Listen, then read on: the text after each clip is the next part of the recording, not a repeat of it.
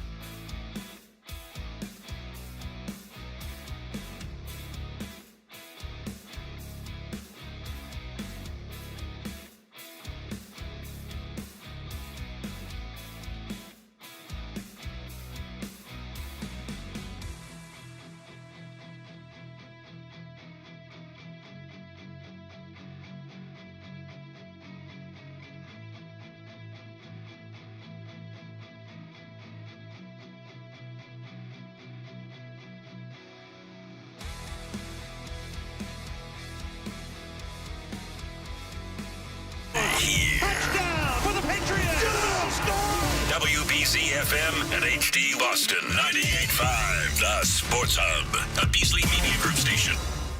Sports Hub headlines.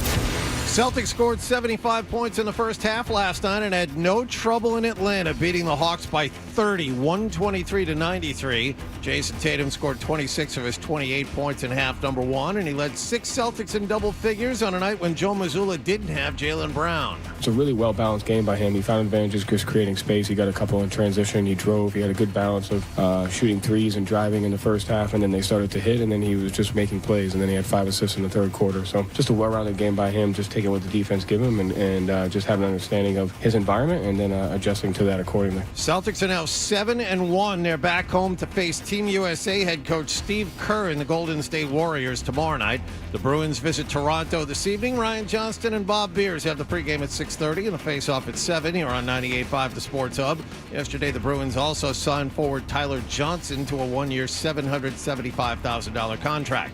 As for the Patriots, they're 2-7 and have some decisions to make on a handful of players. The NFL trade deadline is at 4 o'clock Eastern time this afternoon. Yesterday, Gerard Mayo told the media he and the team are getting close to seeing potential return for Christian Barmore. He's missed the entire season with blood clots. On Monday Night Football, Kansas City got a Kareem Hunt touchdown in overtime to stay unbeaten. They beat Tampa Bay 30-24, and the Red Sox extended a $21 million qualifying offer to pitcher Nick Pivetta and decided not to do the same to pending free agent outfielder Tyler O'Neill.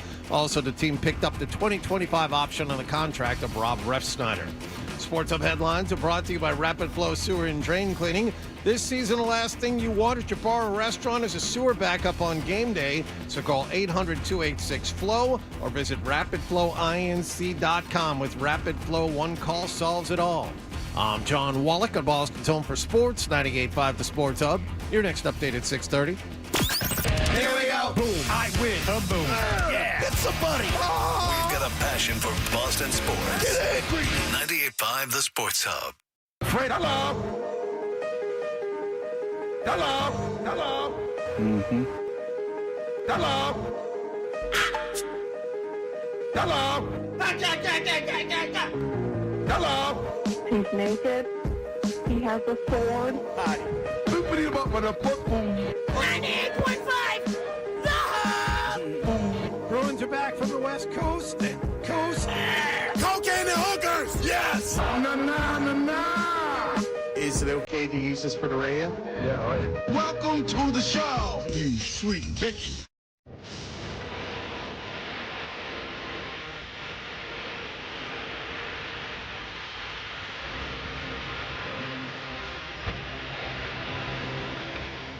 Can you dig it?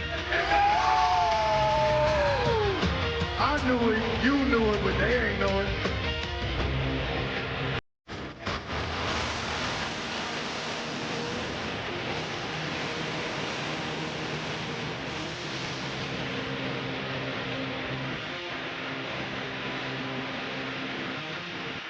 Hey, good morning, everybody. Good morning. We are Toucher and Hardy, Town Fair Tire Studios. You can call 617-779-0985. You can watch us on YouTube. Just search 98.5 The Sports Hub on YouTube. Know that we are brought to you by FanDuel Sports. Makes every moment more with FanDuel. What a fantastic show on the way for you today. This wonderful election day. It will be wire-to-wire politics. Yeah, mostly politics, a lot of our views, and we invite you to call in and try and counter those views. But when Wallach gets cooking and he starts talking about the issues that matter to him, good luck. Yeah, I mean, he's very passionate. But as John Stamos said so eloquently in his political post, I just hope that, everyone votes and exercises their right in democracy, which I thought was just such a brave and bold statement from him. Who came up with that? John Stamos. That's really good. Because if you want to know what my algorithm says, when I go to yahoo.com to get into my email, because yes, I still have a Yahoo account because I'm 1,000. It goes in age. It goes AOL, Yahoo, and then so on and so forth. But I'm still Yahoo. It said Stamos makes rare political statement. And then I went, ooh, I wonder what Stamos is saying. Have mercy. And it was just a generic thing about politics and healing. And he goes, like, I know how you think I'm in this glass house because I'm an overprivileged actor. And he said, that's not the case. What is the case is that I want healing. He did not endorse either candidate. That's nice. I like that. So congratulations to John Stamos. Yeah, that's excellent. Who was very political when he did his drive time radio show in San Francisco with, as Uncle Jesse, with Dave Coulier. If you recall what was it, the Ride Time Renegades? The Drive Time Renegades? And they didn't have to wear headphones when they did the show for some reason. And they could take phone calls without wearing headphones and the mic's on. It was a very odd circumstance with You'd think that would feed back in the studio. No, you would assume that, Stamos' hair was the number one thing. They knew, let's not cover up the moneymaker. Have mercy. Have mercy. All right. Benjamin. Benjamin, hello. Freddie, baby. Hello, Benjamin. How are you? Yabba-dabba-doo. That's right. YouTube and Switch Nation, we love you. I just want to say, I just want to read one thing. Psalm 70, verse 3. May those who say to me, aha, turn their back of shame. Thank you for being biblical this early in the morning. You, of course, are referring to Rich being fired, which is very exciting news. And yes.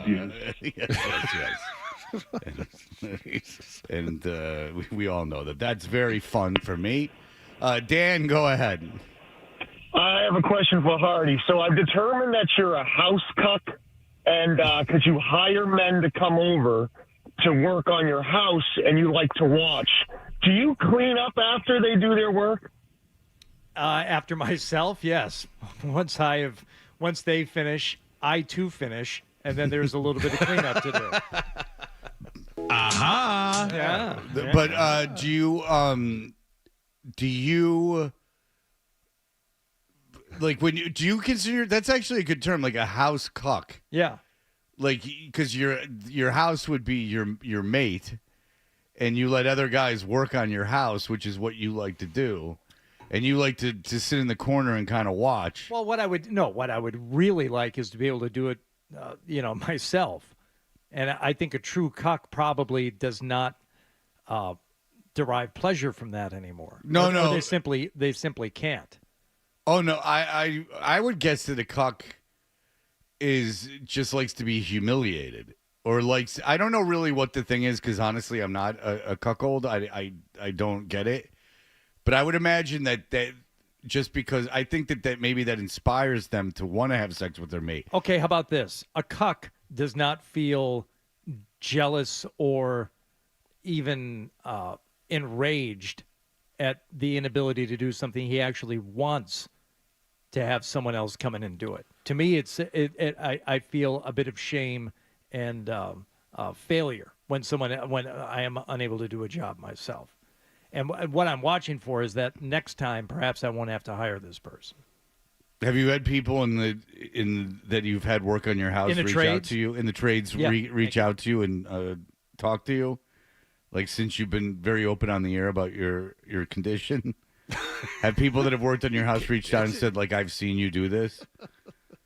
If you don't know, Hardy is like a big Midwestern dad type fellow. He loves like at home projects, but he hires guys to do them, or he gets very excited. This is not a bit either. Outside of the people whom I've become friends with, which is 90% of the people, a fair number of people who have done work at my house, I would call now, a friend, sure. But they don't seem all that put off by it. I don't think. I didn't say they'd be put off by it. Yeah. Oh, I don't think they'd be put off by it at all. The guy from Xfinity oh boy, reached out a couple of times yesterday. Jeez. He felt he really feels bad about the situation because he seemed to think that you had a bad Comcast experience. Who, me? Was told I'm a famous cable tech from a shout out last week. Also had heard after the fact that Fred hates our techs. So hoping to show we're not useless, hope everything is working well. And then we got into quite a, back and forth about, How do you have your number? Well, that's an excellent question. You don't exchange numbers with the guys who come over to work on your house? That's the question of the day, and we just got started. Isn't that How does fun? Hardy have the personal phone number of a tech? How did you get his phone number, in all seriousness? He explained what was going on with our internet. He said this was an issue, and Fred, I don't want to get too technical here because we might not understand. No, because I didn't understand either. Oh. But he said, if this doesn't fix it, he goes, I've been doing a lot of these, so let me just give you my number, and you can call me, and I'll just come back directly. And how many times have you called that number off platform? How many times have you called that number when, you really didn't have any problems? You Not just wanted to calling, but talk shop. They've been texting. He just showed me the text. There's a lot. I mean, he didn't. A handful back and forth yesterday. Yeah, he didn't go against his trust. I mean, he didn't. I can't read what they were saying, but there was quite a bit of back and forth. Mm-hmm. I don't. Hey, Tell Fred if he needs help, I'll try to give us a good name. And he also said that he's been a loyal listener since the aughts, going back to the BCN days. Look, I've been on the air and managed not to be fired here since 2006, and I do not recall having a problem with Xfinity. I currently have Xfinity. Yeah. But it's not out of the question that at one point I had a problem, but it certainly wasn't recently. Well, if you do have a problem, I got a guy. In fact, I think the last guy that came out from Xfinity was a fan of the show. And I'm not being cute. Like, he was a fan of the show and was, like, super nice. And a fan of the show gets a tip. Let's be honest. You come out and say you're a fan of the show, then I'm tipping you. Because then I feel almost obligated to tip you. Because you've complimented my work. That's something that's something that's bothered me since he was over there. I had no cash that day, and I was trying to offer him, something to drink. We were having tacos that night. I asked him if he wanted to stay for dinner. Would you like some homemade bacon? Did you really Whatever. Did you no, really? I didn't ask him to stay for dinner, but I asked him. I did offer him something to drink a couple of times because I hate not having cash. I hate it. I think it's a holdover from my Vegas days where you always had to have cash because that's what worked in that town, always. Whether it was always accepted. It wasn't a question. There were some places that didn't want your credit card. No. We just do cash at the bar here. We're just doing cash. No taxes. Look at how much cash I have in my wallet. I never have this much cash, and the reason it's not even that much anymore. But the reason I have this much is because I went out to dinner like a week or two ago with a bunch of guys, and they all threw cash in. It was like, $350 for like 5 guys dinner, or maybe $300, and they all threw cash in. Did you guys go to Outback? Jesus. You spent $350 on dinner. China food. Oh, okay. This is the same. I don't have that many stories. This was the. I don't have that many stories let going someone out. else order for you, so you really, take yourself down a path of uncertainty, and you really get to branch out. What'd you have? Sweet and sour chicken, egg rolls, fried rice. Well, that's not entirely true. But if it was sweet and sour chicken, I never get that. Just because it's a common menu item doesn't mean that I normally eat it. Mm-hmm. I mean, that's easy to take shots, but I'm just being honest with you. I mean, some of us haven't lived in the Far East like you two. I know what word you wanted to say because I think it would have sounded funny, but I don't think you can say that anymore. You can't refer to it as that? As the O? Yeah, I don't think so. But it's so charming. But yeah, I know. It sounds like classier even. I knew what you wanted to say. Yeah, I caught myself too because I figure a bunch of people are listening that wanted me to get in trouble. Andy, go ahead. You know what I'm saying. Hey, did you guys know up until yesterday afternoon, Adam 12 had a second job? I did not. What was Adam's second job? It was, he killed another radio show, but... No. Adam doesn't kill radio shows. No. He kills stations. Stations. It's only a much bigger responsibility. You're referring to Rich Shertenlieb, whose show was canceled before 6 months on the air. Yes, I understand. Thank you. It's exciting for me too. Yeah, had the entire station gone down, I would have suspected 12 of moonlighting. Right. That's not the case. No. At one point, maybe we'll go over his closing statement because he has the inability to tell the truth that is really quite fascinating, and then I'll leave it at that. I mean, just why can you not be forthright and honest? It would appeal to the audience so much, but here we are. And maybe we won't. Who knows? But stay tuned. Right, exactly. But I'll be completely honest with you. I'm very happy that that's over. I'm not surprised, and I'm very happy because I feel like he's a backstabber and does not tell the truth, and is not loved by his fellow employees. Certainly here. See, now this is where your personal and much longer history leads you to feel that way, and I still operate with the exception of just like a handful of people that I've worked with or known throughout my life. For the most part, I don't want anyone to be completely out of a job. So I can't say that I feel happy about it. Well, to my understanding, tried to maneuver it to get me out of a job. Exactly. So right. that's why I say you have a different history and a different mindset when it comes to that. But even guys that, have been across the street that, we were in direct competition. Oh, no. That's like different. Stuff like that. It's that's different. Where you would think in other, but I think a lot of people feel this way. It's like, I don't want the guy to be like literally out of a job without money coming in. No. And I don't feel that way about Rich. I don't. I'm not asking you to. No. I mean, you didn't work with the guy. Yeah. Well, I just, just so we're all clear on what's the official statement from the show. We should put out a statement. We should craft a press release. Can we put it with the black backdrop and the white lettering and the whole thing? From Toucher and Hardy, and we'll run it past corporate and our bosses here. But we'll issue an official press release where maybe we all get a quote. We will not be taking questions at this time. Yeah. Put that right at the bottom. I mean, John can certainly understand why I would. Yes, I do. I think that and I'll tell you when I would not have said anything today is if I would have read the statement that he put out and it seemed like he had learned any humility. Like if there was any truth or humility, like he had learned anything from this experience. Like don't backstab your friends, don't be a snake, can talk to people to their face, don't lie about how you got into a situation. But there was no transparency, and it's just still the same garbage. It's everyone else's fault. It's no one else's. It's all everyone else's fault. Lies. Like it's just nonsense.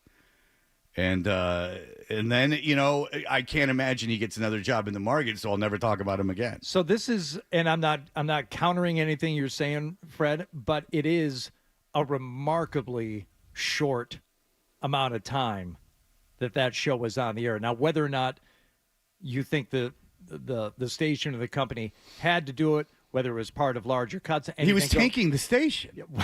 I mean, you know that. I know, but still, outside of David Lee Roth, I don't know that that I'm aware of a shorter run than that. Have you? I'll ask you this in all honesty, and this has nothing to do with him. Do you, in your history of you're in your 50s. You've been in radio. You're almost your entire adult life. Oh. Have you heard a veteran talk show, quote unquote, host go and start a show that was that bad? David Lee Roth. No, veteran host. Oh. A guy who's done radio for years start a show that was that bad. Yeah, but how much did you really listen to it? I listened to it 5 minutes one day when we were off, and I would hear the clips online. I heard enough of it to. Well, okay, say you only listened to the first day. Look, it wasn't for me. That's for sure. No, but that rookie bad like my first day on any show before I even worked in radio wasn't that bad. I mean, come on, it was horrible. And the whole concept behind it was horrible. He took every one of his weaknesses, which there are many, and said, these are my strengths. I'm going to do this. and he alienated, according to the ratings, alienated their entire existing audience and brought no one from the old audience with him. I didn't. Which is this ego and lack of humility to recognize your weaknesses. Yeah, I did not agree with the concept of it from the jump, and Didn't understand the concept of it. Why would he do that? playing some The music. third all sports talk show in Boston. No, When you don't know anything about sports and didn't grow up watching them, and then also, why would you? What I would have done? I'll tell you later. I would have done things so much differently. I would still be on the air there though, because I can host a show. But because that's what I do. But regardless, it's not a big deal to anyone else but me. Yeah, I don't even know if it's fair to call him like a veteran radio guy. Yes, a veteran radio host. No, Sure, but I mean, he should have known better. He should have known better. His ego didn't allow him to do something. He never would have been a big success, but he certainly wouldn't have been fired before 6 months. Yeah, and the only reason why I call myself a veteran radio host is because of the long-running Sports Hub Golf Club, which is, I mean, fingers crossed, entering its 13th year in the spring of 2025. Wow. And suffice it to say, that show does not host itself. Labor of love. Yes. And how long has that been on? Since 2013. And that adds up to 11 years, which is over double the amount of months in years 15, that the Richie Show was on. So We'll be starting our 13th year. You know, Adam, pull tape of the first The Sports Hub Golf Club. for the Collective. first one. I'll get right on that. Yeah. Pull, and we'll hear if because it probably came out of the gate as a banger. Sounded like an athlete there. It's been a while since we got here. It's just interview. So, are you saying it wasn't good at the start, Fred? Why don't you just say what you're trying to say? The Sports Hub Golf Club was very good at the start, or not good at the start? No, I'm saying he was probably very good at the start. I'm saying you probably had a ton of energy. You probably came out like you were shot out of a cannon. You know what I'm saying? I think we did a demo day out at McGolf, and I had people, trying out a couple of new clubs. nothing wrong with that. Getting some feedback. What's word on the street about this new hybrid? Sure.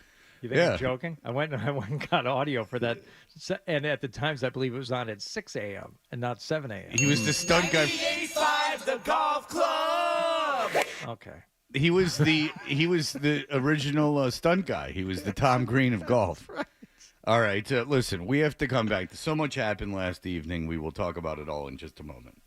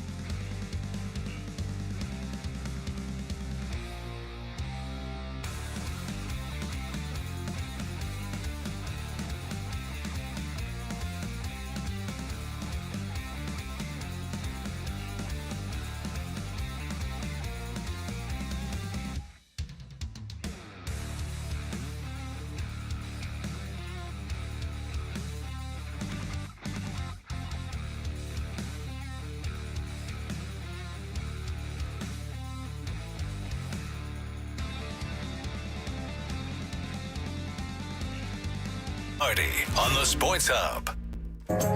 Did you catch a game last night? Hey, we are Toucher and Hardy. And Hardy, what happened last evening? Celtics taking on the Hawks. And let's just get this out of the way early. Wallach, were you at the game? I was not. Okay, because the Hawks sound effect. Yeah, I got a lot of that. Oh, yeah. A lot That's of right. that. That's right. The Hawks sound effect makes it sound like Wallach was at the game. He was not at the game. You know, was at the game. Jason Tatum was at the game, and he made his presence known very early last night. Tatum dribbling between his legs with the left hand, attacks Roddy, gets in deep, puts it off the window, and then scored the foul. And that is just an MVP caliber player at the top of his game. Confidence oozing off him, just abusing David Roddy. Roddy doesn't have the quickness to stay with Tatum. Tatum had to get back, get to the last line of defense, and went right into the body of the defender. Counted and won. Another double-figure first quarter for Jason Tatum. Yes, another double-figure first quarter. He would score 26 of his 28 points in the first half last night. And, yes, a lot of them were from threes. Tatum pressure to the sideline by Trae Young. 4 on the shot clock. Tatum in some trouble. Has to force a three. Got it. Of course he did. Whack! Attack! Possession going nowhere, and Tatum saved it. The Zach attack, Friends Forever. Yeah, I know. And one of the most bizarre fever dreams of an episode ever, where Zach falls asleep during band practice. They had never had a band before. Nope. But that episode, they had a band with its own original songs. Mm-hmm. He fell asleep. Where honor student Jesse Spano has a lot. Oh, Sorry. That's Dave Gosher very doing low in the background. Yeah. A for effort, though. Thought that was the theme. A for effort, though, 12. Well, that's the Zach attack, of course, is when they sing Friends Forever. Yeah. And he wakes up, and Casey Kasem in that episode. Have you seen the reel of when they're sitting there just jamming and a guitarist overdubs what Zach is actually doing on the guitar and what it would sound like? Yes, I have, and that's good. And they also do John Stamos, who I would imagine plays guitar.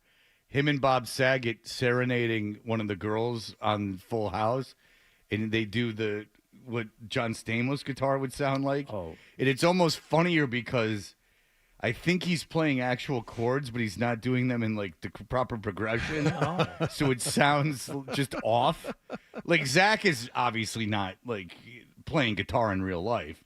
Like John Stamos is, I mean, he sits in with the Beach Boys. He plays bongos. Mm-hmm. Like, John, it's all right. You play the bongos. That's right. Kokomo. It's that kind of song. You just lay back in the cut. You're good. No, it's Brian Wilson. It's Brian Love, who's, according to everyone, a real dick. Mike Love, yeah. Mike Love, Brian Wilson's sorry. the good guy. Mike Love's the bad guy. No, I know who Brian Wilson is. I interviewed him. Did you really? I did. And What was year? my program at, let's say, 2005. Okay, so we still kind of had it together-ish. Then. Let's not go crazy. He goes, like, I have a new album coming out. And we're like, oh, it was my program director, Leslie, who was on the show with me. So she was so petrified because she couldn't kick me out of this interview like she did with Elton John because I was sitting next to her. Yeah. But I was nice. Like, I don't care about the Beach Boys, but I was like nice. I wasn't a dick at all to him, believe it or not. But he's like, I got a new album coming out. We're like, he's like, smile. And we're like, and I'm like, oh, okay. He's like, He seemed all right. He seemed all right. He did. I mean, he seemed not like someone who had lied in bed and became 400 pounds like he was at one point in his life. But he was on the Saturday Night Live like one of the first seasons. Yeah. And he's all effed up then, too, Yeah. you know? He's always been all effed up. I mean, it's unfortunate. Well, his story. family Yeah. was no great shakes. But what a talent. All right. Well, You like the Plant song where they eat the celery? Oh, I won't listen to that Smile album ever. But No, that's Smiley Smile. So Oh, Smile that's was right. what came out like in the 2000s. Yeah. It was an unfinished album. Smiley Smile is considered by many to be one of the worst follow-up albums ever because it went Pet Sounds, which people consider to be this. It inspired the Beatles. I think Yes. it's inspired Sgt. Pepper. The guy in Bare Naked Ladies name checks it in the song Brian Wilson. He says, just listening and re-listening to Smiley Smile. Well, Yeah, that because I makes think all he's the sense in the world. I think he's Yeah. being sarcastic. No, I think he's being serious No. because he let it inspire his awful music. The guy from the Bare Naked Ladies, the fat one that was addicted to heroin, had the best comeback of Twitter ever. There was this listener that every time we made fun of the Bare Naked Ladies, and I never made fun of the fat guy. It was always the rapidy guy. Yeah. And he said, they said, oh, like these guys are being dicks. And he went, oh, man, that sucks. I took a look at their page, and it looks like they'd be cool guys. Man. And I was like, oh, Jesus. you Canadian son of a bitch. Like, now I feel, and I actually was like, I feel bad. So now I will never make fun of him again. And when I say heroin guy, it's the only way I know how to, like, I don't know his name. Okay, Like, so one of them I know got busted for the cocaine. Is that the same guy? the guy that's not in the band anymore, who was probably the most talented one. The taller one, kind of red hair, that guy? Oh, I thought, well, the lead singer guy that doesn't rap had a heroin problem. That's all I know. I don't know. Did someone else get busted for cocaine? Yeah. Oh. Well, look at the Bare Naked Ladies party. But, I mean, it could be the same guy. Maybe he's doing speedballs. No, I know, but he doesn't have red hair. Or you're talking about the bass player. I think he might have had a disease. The bass player was the skinny dude. Oh. I could never figure out who the lead singer of Bare Naked Ladies was. They were I thought it was the 1 week since you left me. Yeah, but there are two of them. No, that guy's chicken the Chinese chicken, which I have to contend, you could never want to play live. That's got to be a real kick in the nuts. Well, it's got to be tough to pull off, man. Oh yeah, I know. Just with breath work. Just sit there like people can't. I have to ask wait Phil for me. Perry later this week. He's probably covered that song. Oh yeah, he is. But I mean, sitting there, I'm sure this crowd can't wait for me to sing the chicken song. I mean, do those thoughts actually go through his head before he steps out on stage? Stephen Page. Stephen Page is the heroin guy. Okay, well, I didn't know about the heroin. He's the one who got busted with cocaine. Okay, yeah, I think he had a drug problem, and he doesn't anymore. But it's a lesson to be learned on social media. Someone like tattled on us because he needed to know that we were making fun of him, because like he could have lived his whole life without knowing that, but his big fan had to tell him. And he made the best response. He's like, "Oh man, I checked them out, and it seems like they're I really like the show, and they're cool guys." That I remember sucks. that. And I just went, "Oh no." Now I feel bad. And ladies and gentlemen, that's a lesson. And he's experienced humility, and now he's humble, and that's the way he addressed it. Sure. And he's obviously learned a great deal of life lessons, and I felt like a total dick. Sounds like you're referring to something else. Yeah, Rich. Okay. If you must know, John, you subtle bastard, who's experienced obviously no life lessons, no humility. Oy vey. If that statement would have been at all on the level, I would have left it alone. But it couldn't be. I'm sorry. It's going to be once a segment. No. Well, we're I 2 swear to for God, 2. You brought it up, you son of a bitch. I know I did. You call him a son of a bitch. No, I'm Well, going that's to draw the line at some point here this morning, and you just found it, mister. That's just me alienating my show around me again. How they all hate me. That's 3. That's how. No, that was a defense of myself. I talked to 3 people that used to work with the show that no longer work with the show yesterday. Here's the thing. They all texted me, and we all had a good laugh. There are, and I got similar texts. There will be times. So people that used to work for the show and no longer work for the show, you got similar texts too. I've texted them. They've texted me back. Yes. All right, everyone's enjoying this. So, yes. I'm just warning you. Throughout the show, I'm going to poke you to see what pops out. Just so keep that in mind as we move along this morning, because there will be times where we're right on the edge of veering into that, and I'm going to poke you a little bit, and we're going to see what happens. I'm trying to. I won't deviate from my plan. Okay. All right. Go ahead. So the Celtics, they were up right away. I just want to share with you the one time in the first half where Max really lost it. Diagonal lead up the left side. Tatum calmly steps to his left and knocks down another 3. Tatum has been ridiculous this entire first half. Timeout, Quinn Snyder. Ridiculously hot. That's what I'll say. And when you're not, you're not. But when you're hot, John, you're hot. Let me name his name, okay? 22 points on 10 shots for Jason Tatum. So do you speak Max in all these instances when you're doing the game? It sounded like he was talking to me there for a second. I thought he said John. Yeah. Did he say Sean or John? I thought he said me. I thought he said John. I don't know why. I mean, because he doesn't like Randy. That's something else entirely. I don't know that to be true. Celtics would be up 75-53 75-53 at the half, go on to win by 30, 123-93. By the way, Trae Young, what a star. 1 for 10 from the field, 0 for 6 for 3, 2 points, minus 28 on the night. Atlanta had a choice to make between DeJounte Murray and Trae Young. They traded DeJounte Murray. And I think they chose poorly. They chose Trae Young, and I think they chose poorly. Atlanta is a decent team, a 6, 7, 8 seed team in the playoffs, or if they get through the play-in round, but that's all. And the Celtics absolutely annihilated this team. They won by 30 on their own on Atlanta's home floor, and they didn't have Jaylen Brown. That tells you how deep this team is. Oh, the deep. They play everyone. Yeah. I mean, they literally play everyone on their bench. Didn't have their second best player. Didn't have arguably a top 20 player on the planet, and still won by 30 over a team that had everybody. So the Celtics, along with the rest of the NBA, has the night off for Election Day. Celtics be back at it tomorrow night when the Golden State Warriors come to the Garden. A lot of juice to that game tomorrow night. Steve Kerr coming back, facing Tatum and Brown. You bet Brown will be there tomorrow night. I thought Curry would have been, at the very least, questionable, but... he played last night. Yeah, he played last night. No, he missed 3 games with an ankle, but he played last night, and I was reading this morning the expectation there are that his minutes will ramp up. Not my words, the story's words against Boston. And Golden State's been hot. Yeah, they're 6-1. So that should be a good game. Maybe a contest. Who knows? NFL week wrapped up last night. We'll get to that game as we continue what happened last night here in a few minutes. All right. We will be right back. Sports Hub headlines.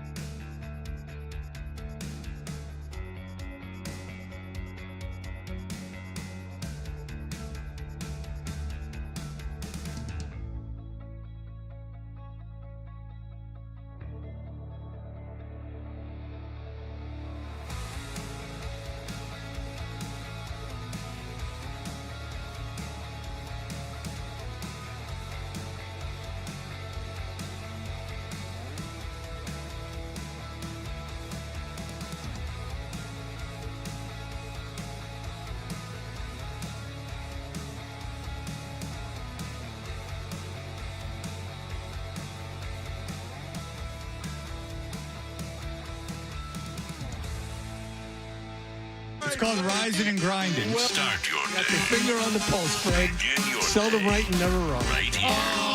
Is that Dutcher or is that Hardy? I know, looks like a poodle. It's an effing poodle, dumbass. The Sports Hub.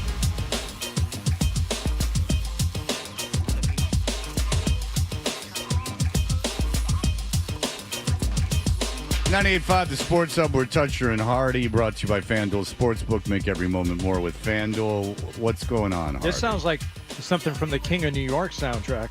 That's that era. It's I needed to make good on Public Enemy yesterday, so I got a little instrumental Public Enemy from Fear of a Black Planet. Nice. I'm back. King of New York, Fred. Have you seen that film? Great film. Christopher Walken. Oh, yeah, of course. That's, the gang movie. Yeah. Still watchable. Yeah. Oh no, I just watched about a year ago. Same. About a year ago. Yeah. Abel, who's the director? Abel Ferrara. I'm gonna probably. I butcher don't the know. name. 12. But, Jerry Ferrara from the hat-wearing overweight kid from the Entourage. I never watched that show. Oh, you missed out. It was really good. It was like just like you and your bros. Monday Night Football last night in Kansas City. Chiefs playing host to the Tampa Bay Buccaneers. Broadcast started with Jason Kelsey apologizing. I'm not happy with anything that took place. I'm not proud of it. In a heated moment, I chose to greet hate with hate, and I just don't think that that's a productive thing. I really don't. I don't think that, it leads to discourse, and it's the right way to go about things. In that moment, I fell down to a level that I shouldn't have. I try to live my life by the golden rule. That's what I've always been taught. I try to treat people with common decency and respect. Yeah. So I'm not happy. I try to do things. Never heard the apology in there. Fine. Yeah, he broke a guy's. We never talked about it. He broke a guy's cell phone because he came up to him and he said something, a gay derogatory term in reference to his brother. And apparently he said the same term back to the guy, took his phone away and smashed it on the ground. Right, because he's big and strong, and the other guy is frail and weak. Jason Kelsey and his brother, look out. That podcast is going to be on forever. Because the Kelsey Brothers podcast wouldn't want to alienate women and gays. Because Lord knows it's a real manly affair in there with his Taylor Swift listeners. Oof. Did you see that Matthew Stafford and his wife dressed up like Travis Kelce and Taylor Swift for Halloween? I somehow missed that. Yeah, No. it was kind of funny. I think he was trolling him a little bit. I liked it. No, that's good. Well, listen, Stafford was great for the community in Detroit. They love him there. Decent game last night, and it came down to Baker Mayfield and the Tampa Bay Buccaneers driving down the field, a little 2-minute drill as they were trailing 24-17. They got it all the way down to the goal line. Play action fake. Mayfield throws toward the end zone. Caught ball. Touchdown Tampa Bay. Touchdown Tampa Bay Buccaneers. A point away from the tying. Ryan Miller was open by at least 3 yards. And Mayfield sold this play action fake to Rashad White. Pulled the pole back and found number 81 in the end zone. The Bucs a point away from tying this Monday night game. All right, very good. And by the way, so they tie the game up, and they had the opportunity to do what? Well, they could have gone for 2 and gone for the win. They could have gone for 2 and gone for the win. Aikman, after the game, said they should have gone for 2 and gone for the win. On the road, you have Patrick Mahomes on the other sideline. Why risk giving him the ball back, which is exactly what happened. So what you have to take into account if you're a team now is that your defense is going to be fatigued. That obviously you have a 50% chance of losing the coin toss. Your defense is going to be fatigued. And if you're up against any kind of offense, they'll probably have a little success moving the ball on you. And at least get in field goal range, you would assume. Mm-hmm. Chances are better than not that they'll get into field goal range. So I would err on the side of anytime I'm up against a good team, maybe going for 2 on the road. The other part of the problem is if you have a guy like Mahomes on the other sideline, and by the way, Kansas City was able to run the ball last night. Overtime is 10 minutes. It's not 15. So if you kick off, give a quarterback like that, an offense like that, the football, even if they don't score, the odds of you getting the ball back with any time to do something is significantly reduced. So playing the percentages. League-wide 2-point conversion rate is 47.5%. Okay? So 50-50. You get in. And if you do, you win the game. Right. We know the coin flip is 50-50. If the Chiefs win, the percentage or odds that the Chiefs win the game is 100. I mean, that we all just know. They're at home. If the Chiefs get the ball in overtime, they're going to win the game. So you play those percentages out. I didn't give it much thought at the time other than my personal interest because I had Bucks on the money line last night. This is about the time of year any undefeated team left in the league, I bet the opponent money line every week until it hits. And hopefully, eventually, it will pay off and pay for all these other bets. So I was thinking about it in that aspect. I didn't think it was the dumbest decision at the time, but as soon as the Chiefs won the toss, I'm like, oh, crap, why didn't they go for two? Now they're certainly going to lose. And do you believe in momentum because they just took the ball down the field, Yes. Tampa Bay, Yes. and you just put them on their heels. Yes. And here we're going to turn around and run this and I like your chances because even today Tampa wins the toss. What do you like the chances are? More getting it in from the 2 or getting it even into field goal range, or getting into or really scoring a touchdown because field goal you figure Kansas City for sure can kick a field goal. Yes. So do you like your chances of getting the 2-point conversion, or do you like your chances of driving the field? Well, let's hear what everyone had to say about that. Starting with Todd Bowles. Very minor. We wanted to get it to overtime with the wet conditions on the field. We felt like we had to go into overtime instead of go for 2. So we had our shots. We lost the game. What? Because the weather? What? That makes no sense whatsoever. Todd. What? Yeah. Wet conditions. Of course. That's why you didn't go for 2. Yeah. The danger of you sliding around on that 2-point conversion is much higher than the danger of you sliding around while trying to go the length of the field and, completing a 9-play drive. Or I would rather be slipping on offense than defense. I mean, you fall down on defense, that's a touchdown. I mean, if you're in coverage and fall down, that's a touchdown. One might argue you have an advantage because you know where you're going. Poor field conditions favor the offense, yes. Yes. All right. So, and maybe they thought Patrick Mahomes wasn't 100%. He did, kind of limp. He had to be carried off the field. Andy Reid spoke about that afterward. He said it was an ankle thing. Well, when he was being carried off, I wasn't too easy with it. I wasn't sure exactly where he was going to be with it, but he might have the loosest ankles in America. I mean, it's ridiculous how he can come back from those things. I mean, he appeared to. It was non-contact, and I thought it was almost like a hip thing or a groin thing, the way he kind of pulled up as soon as it happened. But Mahomes said it was an ankle, and he wasn't bothered by it. And, yes, the Chiefs did get the ball and marched down the field. Handoff, Kareem Hunt, right side, powering. He is. Give it time. Touchdown. Kansas City. It's a walk-off touchdown by Kareem Hunt. And the Kansas City Chiefs stay undefeated at 8-0. The only unbeaten team in the National Football League. So you say you're going to bet against Kansas City from here on in? Money line, yes. Okay. The next 2 opponents, Denver and then Buffalo. Are they in Denver? They are not. They are home against Denver. And then in Buffalo. But after that, this is going to put your betting theory to the test. Carolina, Las Vegas, Cleveland, Chargers. You know what? They've had issues with Las Vegas in the past.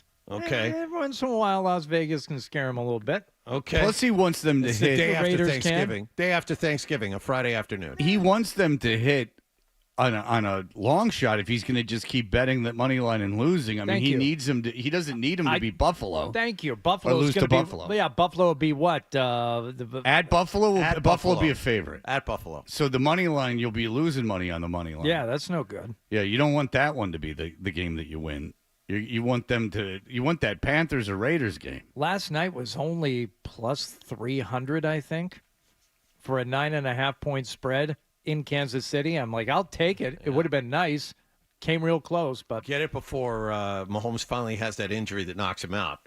Get that Right. bet done before Mahomes actually gets hurt enough to not be able to get back up. I'll bet the rest of the season right now.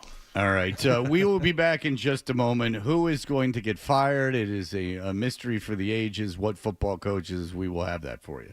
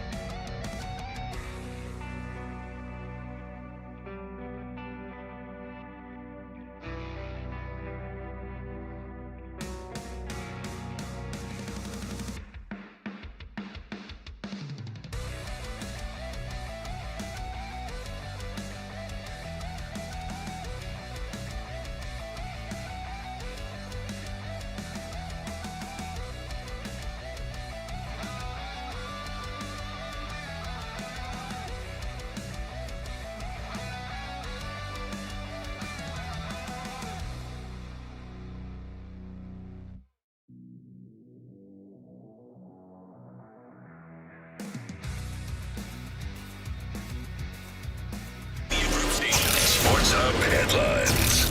Well, the Celtics didn't have Jaylen Brown last night, but thanks to Jason Tatum, it really didn't matter all that much. Tatum hits the transition take free throw, so Boston by 15. And the ball, Tatum pulling his way in on Daniels. Rises to the contact, puts it off the window and in. Scored, and the foul. There are 9 players out there right now, and then there's Jason Tatum, who is playing the game all to himself. That is Sean Grandy here on 98.5 The Sports Hub. Tatum scored 26 points in the first half and 28 for the game as the Celtics ran over Atlanta last night at State Farm Arena, 123-93. The Celtics are 7-1. They're back home to play Golden State tomorrow night. The Bruins will be in Toronto to play the Maple Leafs this evening. Ryan Johnston and Bob Beers have the pregame at 6:30 and the face-off at 7. You're on 98.5 The Sports Hub. The Bruins have gone unscored upon in their last 127 minutes of gameplay. They're looking for a third straight win. The Patriots will be back at practice tomorrow. They're in Chicago Sunday for a game against the 500 Bears. The NFL trade deadline is at 4 o'clock Eastern time this afternoon. Also, Gerard Mayo told the media they're getting close to seeing Christian Barmore return. In other NFL news, Kansas City beat Tampa Bay 30-24 in overtime to improve to 8-0. Dallas quarterback Dak Prescott is expected to miss several weeks with a bad hamstring, and the Red Sox extended a qualifying offer to Nick Pivetta yesterday worth just over $21 million. They also picked up the option on the contract of outfielder Rob Refsnyder. Sports Hub headlines are brought to you by Welch Welding and Truck Equipment of North Chelmsford. Now offering end-of-season pricing on all Big Tex, Iron Bull, and American Cargo brand landscape dump and enclosed trailers. Buy now and save big. Go to welchwelding.com today. I'm John Wallach at Boston's Home for Sports, 98.5 The Sports Hub. Your next update at 7:30. No matter where you go, you're always connected to Boston sports with the 98.5 The Sports Hub app. Download it wherever you get your apps today. Ta-da! We're back with Toucher and Hardy on 98.5 The Sports Hub.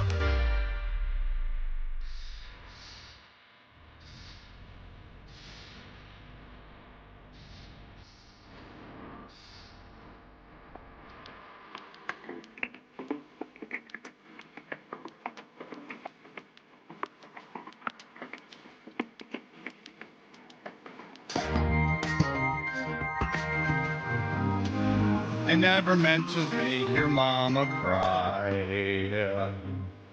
Ooh, we are 98.5 The Sports Hub, Toucher and Hardy. We are brought to you by FanDuel Sportsbook. Make every moment more with FanDuel.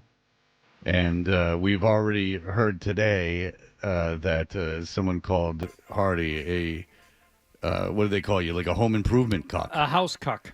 A house cuck. Now, if a cuckold is a Shakespearean term, and it's generally used for a man who invites other men to make love to his wife or girlfriend while he watches. And I thought it was a great way to position Hardy, because here's a man who loves nothing more than working around the house, but he will hire people to come to the house and work on things while he stands around in the background and watches. And the man asked if he cleaned up afterwards. And then he showed us that he had been texting with his Xfinity guy, that he had gotten the Xfinity guy's number, and they just chat now. You just talk. Hey, how's the family? How are things? How's the internet cooking? What else going on? You know. What if he turns out to be like cable guy? Oh. Have you factored that in which to the is conversation? Which is like the psycho of cable movies. Oh, boy. First of all, no. Second of all, they actually had some good times together. They played a little basketball. They went to the sword fighting thing, the jousting medieval times. Yeah, medieval times. Medieval times. They have that in not Pigeon Forge, but the place just north of Pigeon Forge. That's even like more racist. They had medieval times, but it was the South versus the North, where the South would reign victorious. Yeah, Dixie Stampede. Oh. Yeah, Dixie Stampede is what it was called. Oh, yeah, and it was the South rising and beating the North. Was it a recreation of an actual battle, or is it just like a fantasy where the South won? It's medieval times, but instead of wearing... It's a fantasy where the South wins, but instead of the jousters wearing the... Knights of the Round Table outfits, they wear Confederate and Union uniforms and the Confederate people beat the Union guys. Medieval times, but the Confederacy is somehow present. Right, which I got because it. of all the people that were around during the Civil War that are very upset about the way that it turned out. That's right. That their They're out identity there. is based on something that happened. They're out there. 150 years ago. 160 years ago. This is what they're excited about. There's a lot of that. There's a lot of. I understand why people fly the Confederate flag because it's almost like double freedom rock. It's like you don't want me to do it, I'm going to do it. It's like that, need that people have to be nonconformist. But it's another entire thing to go like, what do you want to do for entertainment? Well, I want to see guys on horses joust each other, but let's make it that the South won the Civil War. Yeah. Let's make that to be the case. All right. So there are odds now that the coach. Can anyone without looking tell me the coach that got fired by the New Orleans Dennis Saints? Allen. All right. Very good. Did you know what Dennis Allen looked like before yesterday? No. Very meek-looking man. Bookish. Yes. Yeah. Like a bookish-looking fella. Yeah. New Orleans started the season red hot. They had won 2 games in a row, including a game that they won.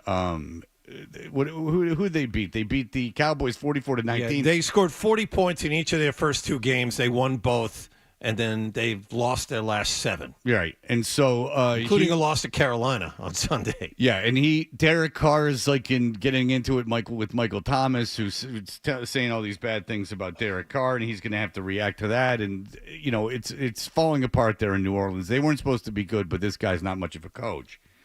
But now that he's been fired, it takes us to and it's interesting. What's next, according to the odds of the NFL? Doug Peterson, who of course is coaching Jacksonville, is minus 200. I don't know what firing him this season accomplishes. I don't see how he's ruining anyone. I don't understand what you accomplish in bringing an interim coach there, but they seem to think that's going to happen. Now, here's where it gets interesting. You'd think Mike McCarthy might be number 2 because he's there in Dallas, who now Dak Prescott's hurt, CeeDee Lamb is hurt. I guess Micah Parsons coming back this week. Yeah, Lamb may actually play this week too. Right, but the thing is that if Prescott's hurt, like say Prescott goes on IR, you have to. A very real possibility, by the way. I mean, you have to sell at this point. I heard from Dan Orlovsky, 40% of their cap goes to Lamb and Prescott next season. Yeah. So you're going to have to build through the draft. So you're going to have to trade pieces. And the question is, do you trade Micah Parsons at the deadline? Do you trade Micah Parsons for multiple picks? Because if you're Dallas, you're not winning this year, and you got to get real with this thing, and you got to get young talent in. Jerry's too proud to do that, though. He's too proud to do that. There's no way he's selling. Well, that would be a... Because that would be admitting he's been wrong about something. No, because he could sell it like, look, I lost my starting quarterback. I lost my franchise quarterback. We're giving him a lot of money next year, and I need to be realistic about this season, and I need to get assets in return for big contracts. So you might be right. He might not do it because of his ego, but there is a way he could explain it to anyone who is reasonable. You're right, but that doesn't enter into Jerry's world. What you said is a very well thought out argument, Fred, but that isn't anywhere in Jerry's It follows universe. a line of logic and reason that Jerry Jones does Not a operate chance. from. And then on top of that, if you do all that, then there's no reason to fire Mike McCarthy during the season anyway, because you're just selling. Regardless of what happens today, if Dallas makes a trade or doesn't make a trade, Mike McCarthy is not going to be fired this season. I wouldn't think he would be fired either. I mean, you're out of that division pretty much. I mean, you're not winning that division, and I mean, there's still a chance you could make the playoffs. There's no question about it, but you're not winning that division. But the interesting thing is, even ahead of Mike McCarthy, who's been on the hot seat since the offseason, it goes Doug Peterson minus 200, and then Gerard Mayo plus 300, which seems like a fool's errand. Nope. That's another thing, because Robert Kraft will not fire Gerard Mayo this season. His hand-picked successor to a legend. Not a chance. And the more I've been thinking about it, Dan Campbell's first coaching job was not the Lions, and we talked about it yesterday. Oh, that was Miami as a replacement. Right. Yes. He went 3-13 for the he won 3 games the first. I don't know if he went. I think there might have been a tie, but he went 3-13. I was having this conversation the other day. He got a full season in Miami, which I thought he was just an interim guy. No, he got a full season in Miami. Well, I'd forgotten about it. Yeah, I remember Miami was on fire. Campbell did well his first couple of weeks in Miami, and then they came here, and Belichick pantsed him on national TV. Which is going to happen, Yeah. So my only thing is this, and I don't know if Gerard Mayo is ever going to be a good coach, but here's the deal. If Dan Campbell went 3-13 and everyone thought or 3-12-1 or whatever he did, and everyone thought that he was a big joke, myself included, thought, oh, my God, what an idiot. And then guys like Bert said, he's playing a role, don't believe it, he's a lot smarter than people think. And you go, well, that's what they say about everyone. We have this need to mythologize coaches as being these incredibly brilliant men. But he was able to build a culture there, and you had to let him take his bumps because you're not going to come out of the gate most likely this red-hot guy if you're building a culture. Because it depends what you're looking for. Are you looking for a McDaniel type that's going to be an offensive wizard, work with your quarterback, really improve them? Or are you looking for a guy like Tomlin who establishes a culture, reigns above it, and isn't as much of an X's and O's guy, which Campbell kind of is? But if that's the case, and Mayo's obviously not like some guru, so you're depending on him to establish culture. So you got to give him a year to do that. Go ahead. Just getting back to your first job, you don't necessarily start well. Dan Campbell took over for Joe Philbin. Philbin, you remember, went to London. They were terrible. That was the year he did Hard Knocks, if you remember right. They were terrible. They got beat. I forget who. It might have even been the Jets. They looked terrible. Philbin got fired, didn't even get on the plane. They brought in Campbell. They beat Tennessee by 28 points. They beat Houston by 16 points, and then they came to Foxborough. Patriots 36, Miami 7, and the season went in the opposite direction for Campbell. But just going to the comparison of Gerard Mayo, Campbell did not start well, and look where he is now. Yeah, and we talked about it. He established a culture there with toughness, and the team has bought into it. Now, look, they've drafted unbelievably well. Holmes, their GM, is fantastic. And I think they signed 5 guys that they drafted 4 years ago to extensions. So, I mean, he's a phenomenal GM. But he's been working in concert with Dan Campbell. It would make no sense. It would be the advantage to no one to fire Mayo during this season. And again, like, Dan Campbell's going to get outcoached by Belichick. The defense for the Patriots should be worse this year than it was last year under Belichick. Belichick is a veteran, the best defensive mind of all time. Like, yeah, Mayo's not going to be that guy, but Belichick can't coach or certainly can't run an organization anymore. He ran this one into the ground, and he was very selfish in doing so. By the way, you can hear him interview Trump on the Let's Go podcast. Hey, cool. Let's go, everybody. Let's go. And right before the election with stuff like the Live Tour. How about that Jake Paul, Mike Tyson fight? They talked about that idiot, Jim Gray, had the guy who very possibly, probably most likely, will be the next president of the United States on. The day before the election, I mean, I know they taped it whenever, but it airs the night before the election. And he asked him about the Live Tour. He asked him about the Jake Paul, Mike Tyson fight. And he asked him about tickets in the NFL, like sporting event tickets, like how they're out of control pricing. And how much Caitlin Clark makes as a WNBA player, and should she make more? And Trump, to his credit, when they asked him about the price thing, he goes, well, I don't know. Like, I got other things I have to do. But then he doubled back and said he would do something about it. Oh, thank God. All right, good. Because everyone remembers Hoover with the great horse racing price scandals of the 50s. Yeah. Or 40s, whenever Hoover was president. Let's say Eisenhower in the 50s, because I know that from Happy Days. You know, Eisenhower was left, I mean, they were like, these Brooklyn Dodger games, we're going to have to move them to L.A., and he went, slow down. I got a war to win, and then, but first, before we go help out, we help out Europe against the Nazis, let me get in here and manipulate the prices of the baseball games for you.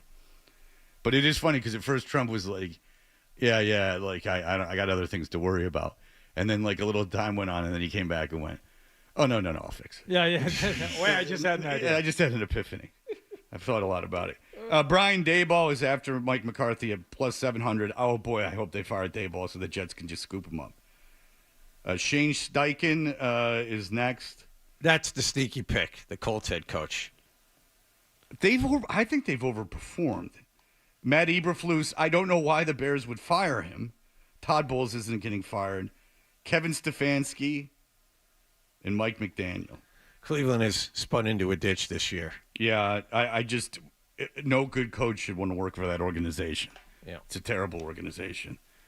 And by the way, I did not listen to the Let's Go podcast, and I never will, because it's on every satellite channel at night, and it's just insufferable. It's poorly produced. Let's go. Here we go. Let's go. They called it Let's Go. Let's go. So he could go like this. He could go, let's go. All right, everybody, let's go. Or he could go, ha, let's go. Here we go. But he goes, let's go, everybody. Let's go. You know, Tommy, you know what you say that everyone knows is you're the guy who says, let's go. He probably thinks he's killing it, too. Oh, yeah, because he thinks he's killing it. He sold the Belichick and Trump on the it was podcast all because of him.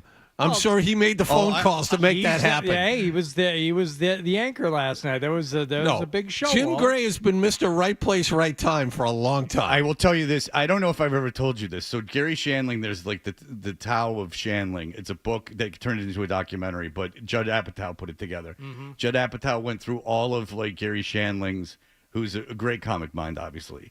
Went through all in a Buddhist, in a big seeker, deep thinker. Went through all his stuff. And put together this like hardcover book with all these like handwritten notes and things of that nature.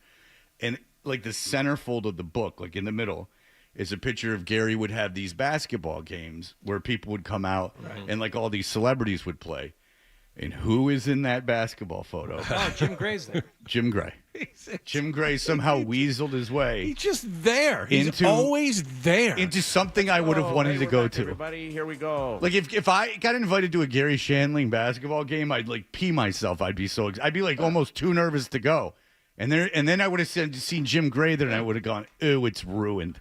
He's at Oprah's house. He's in Montana watching Tom Brady throw passes. He's on the beach on vacation with Brady. He's, hosting a show that happens to have Donald Trump on it. It's the cult of personality, John, and I wouldn't expect you to understand, but people so far removed. People gravitate toward him. He's got his own It's gravitational that electric pull. personality of his. I've met his charisma, and, Yeah. and I think it's more of his ability to bend over and take it in any way you'd like him to, if you're famous enough. It's animal magnetism in a way that he bends over and presents. Yes, Yeah. exactly. He's open for business. Exactly. Yeah. If you ever gone to the zoo and you can see in the animal kingdom, as the Beastie Boys once say, they call it presenting. Yeah. They bend over. There's a certain odor that he emits. Pheromones that shows that he's willing to have anyone around him do whatever they would like with him. But so Belichick, and if you watch Dynasty, if you're looking for a head coaching job, I don't know if you want to start wading into political waters the night before a very controversial election. But nonetheless, Belichick, to his credit, when he's not taking photos with his 24-year-old girlfriend that he posed for, when she dressed up as a mermaid and he as a fisherman, and she... I had 822 in the poll. Well, you thought I'd be distracted by Rich. That's a winner for Wallach. Well done. Again, I like my theory that Belichick's girlfriend and her friends are getting together and deciding what they can make him do next. What can we make this old man do next? They probably went, it'd be a good idea to have Trump on. I can tell you, I ran across not one but two different people yesterday that love that theory. Oh, everyone loves it. Love that theory. Because if I'm Belichick and I hear that, I go, oh, Jesus. It's because I give her all the credit in the world. Like, I give her credit. Like, she's exploiting this old, you hooked old one. dope Good for you. as much as she can. No. Not that she hooked him. But that she's getting him to do whatever he wants. Like, she is the alpha in that relationship. She's getting him to do whatever she wants him to do. What were some of the things that you wanted to have happen? I say that she should dress him up as like a 1930s kid with like a Dutch boy haircut and a big lollipop and a balloon, and make him stand there. I want him in a bathtub, right? With some tub markers, drawing up plays on the white tile next to him. Right, I remember that from yesterday. Okay, yeah. The Coppertone ad, if they could get a dog to bite his shorts and his bare ass is showing, and he's got his like hand up, sheepishly looking at the camera. I'd like that. I mean, if you know the girl that he's dating, or even if you're the girl that's dating Belichick, DM me at Fred Toucher on Instagram because we have ideas. Because I got because I think you're the greatest. I really do. And let's see what you can make him do. Because what if she put up a caption? I've been a bad boy, and he had a lollipop and a balloon, like or how about this? Like him and the dog are at the door all muddy because like they were playing in the mud.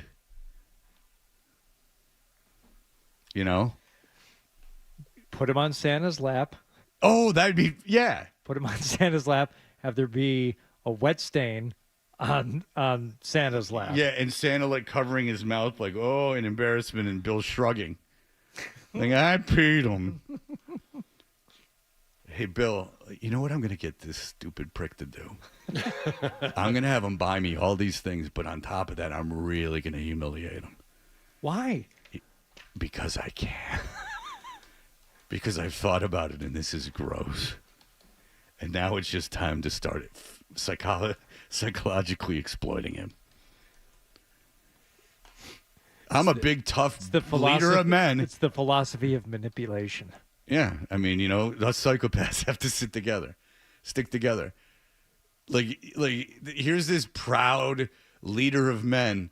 Hey, dope, put on this fishing outfit, come out to the beach and act like you caught me. I'm going to put it up for everyone to gawk at. Stupid. Put some blank footballs in the back of the car before you drive me to the corn maze so we can get our apples and cider donuts for free. You're going to have to sign it. Sign the ball, dum-dum. Hardy, that doesn't sound like something that happened. That absolutely happened. Yeah. We're going to ride around with balls, Bill, so you can sign them so we can get stuff. Because that's all you're good for is that dumb signature. It's all in the past. Your present is serving me. Yeah, I got 6 Super Bowl rings. Yeah, you have them. Everything you will obtain from there on will be by my order or decision. Sir. Ian has got a theory on that. Ian, go ahead. Hey, guys. Here's the thing I think about Belichick's girlfriend. This plays into what you're talking about, how she kind of has him by the short and curly. Remember that thing where there was kind of a business going on in the area, and Belichick kind of got caught with his pants down coming out of a house. Yeah. I think he might have got caught coming out of a specific house. And instead of that looking really bad for everybody involved, they kind of set it up so maybe we met over philosophy instead. Yeah. I mean, listen, the idea that he's this public with it, I just can't tell you. Because, I mean, I've been single for 2 years, and I've never put a photo on social media of me and a girl. Well, and the main reason is I've got kids, and he's got kids and grandkids, and I can guarantee if his kids are listening, they don't mind what I'm saying. Can we stick him on a diner stool with a like a hitchhiking backpack slung down, and then a cop towering next to him, looking down at him a little bit? Any Norman Rockwell involving a kid, put Bill in the kid's role. Or a doctor menacingly looking at him with a thermometer, with his like he's in the gown with his butt in the air, and she can capture it. Time to take Bill's temperature, because she'll be with him when he gets incontinent. If he's lucky enough to live long enough, she'll be right there taking care of him. She'll be 30, and he'll be incontinent. My parents are 82, and my father who's only 8 years older than Bill. She'll be 32, and she can have fun being with my dad. Because my dad's in every bit, if not better shape than Bill Belichick. And my dad's no Adonis. and she can enjoy going to the hospital every 2 weeks, like my parents do, and everyone's parents do once they get to a certain age, she can enjoy that. When my father just shows up to the doctor's office because they won't answer the phone and demands to be seen, she can be in the waiting room with them. How about Bill's looking in through the window of a department store at Christmas time, but instead of the Red Ryder BB gun, it's her dressed up in a sexy Christmas negligee. I like that a lot. I think you just gave them their Christmas card. That's it right there. I think that's the one. That's really good. Yeah. See, I think they could be one of Bill climbing up a slide and like looking over, like proud of himself. There could be all kinds of things. Him in a sandbox with other boys. All right, we'll be back in just a moment. You're listening to Toucher and Hardy on the Sports Hub. You gotta try the 99 Restaurant's new $14.99 Big Deal Meals. For hearty, full-sized entrees for just $14.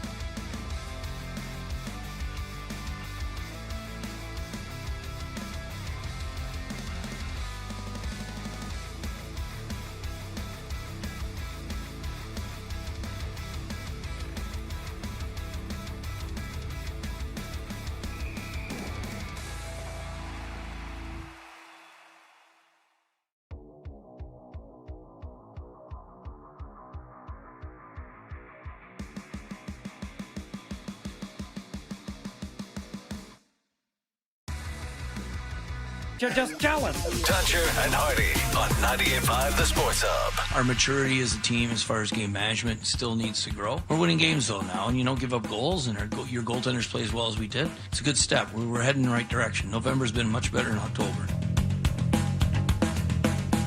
Hey, we're Dutcher and Hardy, and as we are in football season, one needs to keep an eye on the other sports going on. And the Bruins have been interesting. A lot of people predicting Jim Montgomery, coach of the Bruins' future with the team ending. And then before the weekend, I raised the point, well, what if they win the next 2 games? You still going to fire him? And the answer is no. I think now it's cautious optimism. Over the weekend, they played really well, but I think fans want to see more before hopping back on the bandwagon. I don't think anyone's completely gone the other way, saying, okay, here we go. Now the problems are solved. I'll tell you this, is that I'm over the regular season of this team. I don't care. Well, Jim Montgomery told us he's over the regular season. I mean, they're smart. I mean, if they perform in the playoffs, I don't care. And I find it very difficult to believe this team won't make the playoffs. Jim McBride covers the Bruins for the Boston Globe. He's always been very kind in joining us. He joins us on the Volkswagen Dealers Expert Hotline. Mr. McBride, hello, sir.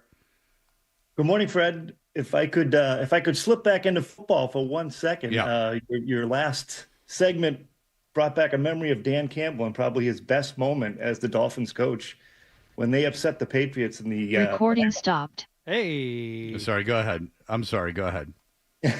They upset the Patriots in the finale of the 2015 season, which cost the Patriots the #1 seed, and they ended up losing to Denver in the AFC Championship game.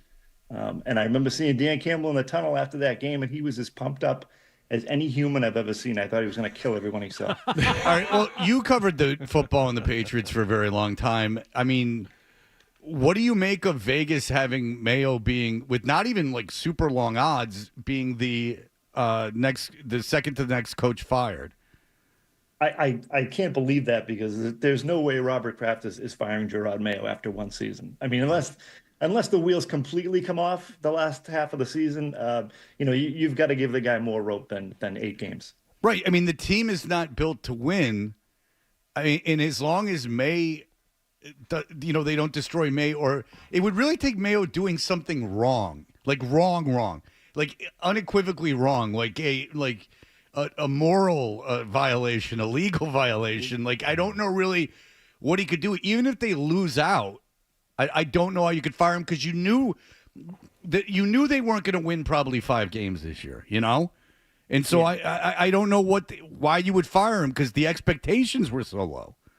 Unless it's gross game mismanagement over the last, say, 5 or so games, and there's a pattern there, then maybe you could make a case, but I still don't think so. Yeah, you got to give the guy a chance to build the culture. And do you think Mayo, I mean, we talked about how Dan Campbell certainly built that culture in Detroit, because there's a lot of teams that draft well, and not all of them win at the clip Detroit's winning.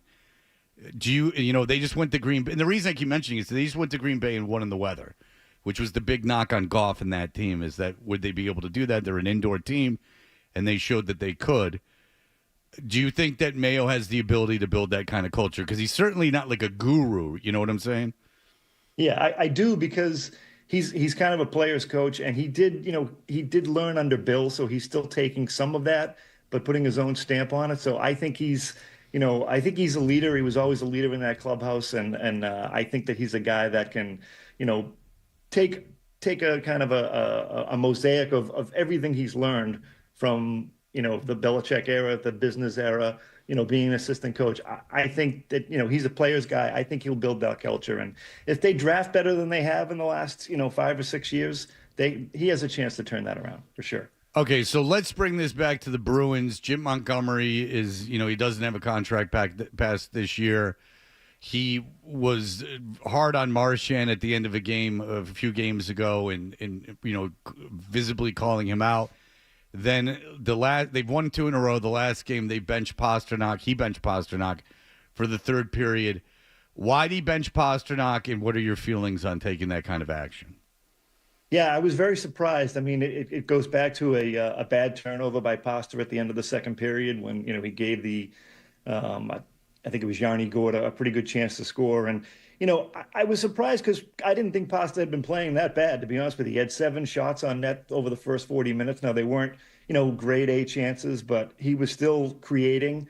But obviously he had admitted himself last week in Nashville to me that he wasn't happy with how he was playing. And I think this was kind of an extension of that and maybe the wake-up call he needed. Now, you bench your best player, sometimes that can backfire. I remember, back in, I think it was 96 when Steve Casper benched Cam Neely and Kevin Stevens, and that certainly didn't work out well. But that was a different situation because Casper dressed those guys and basically sat them for the entire game. It wasn't an in-game decision. So I like the way Pasta reacted yesterday to it, took ownership of it. So maybe this lingers a little longer, but maybe he comes out and scores a hat trick tonight against the Maple Leafs, and this is just a kind of a forgotten side note to the season. That was one of the pieces of commentary I saw about it, Jim, that I think spoke a lot about the way not only Pastrnak handled it, but maybe the way Montgomery is still being received in the room is that when he was on the bench, he wasn't quiet, he wasn't sulking, he was still engaged, he was still chirping, he was still keeping the chatter up. And I think Coyle was asked about it afterward. He said, "Yeah, it was fine. Like it was something that happened like any other in-game adjustment or coach's decision that didn't seem to be taken to heart by Pastrnak." And it leads me to think, all right, for all the conversation about Montgomery, I don't think he's in danger of losing the room, at least by that one small symbol of Pastrnak taking it pretty well. Yeah, I think that says a lot about Pasta and that he stayed engaged because he's got the A on his sweater, and I think he takes that very seriously.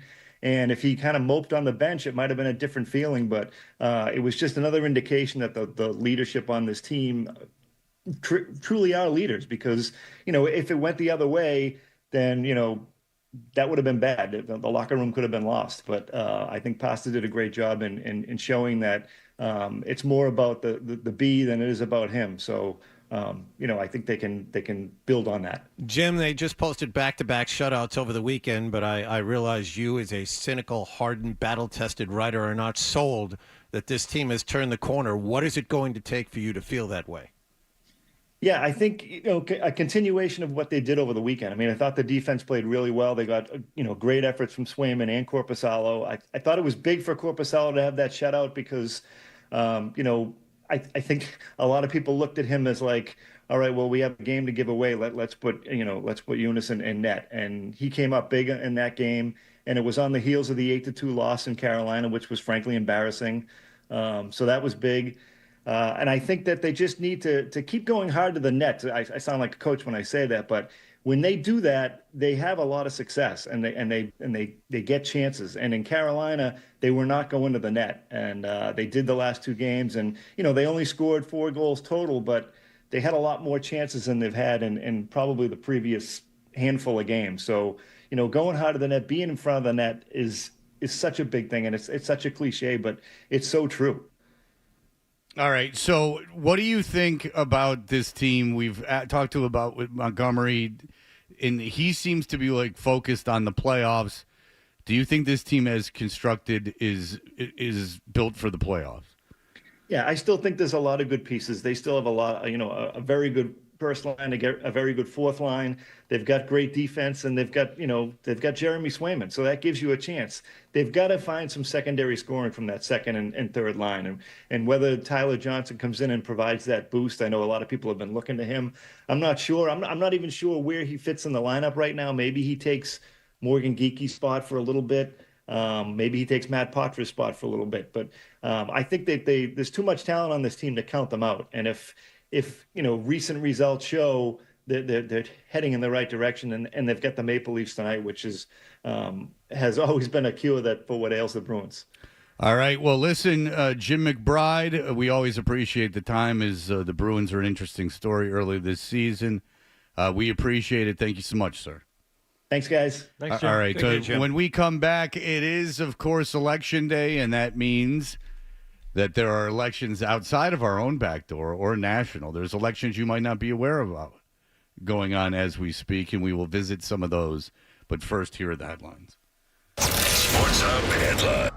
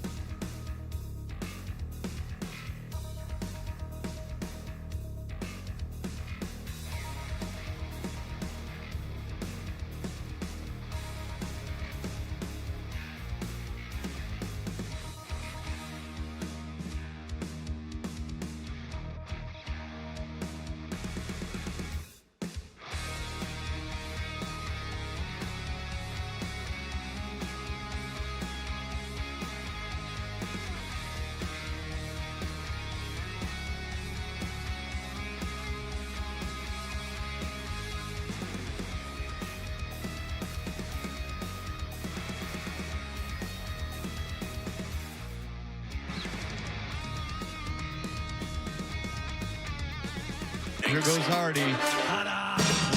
Toucher and Hardy. I no longer love things. Let's go. Let's ride. 98.5. Like, let's roll the dice. The Sports Hub.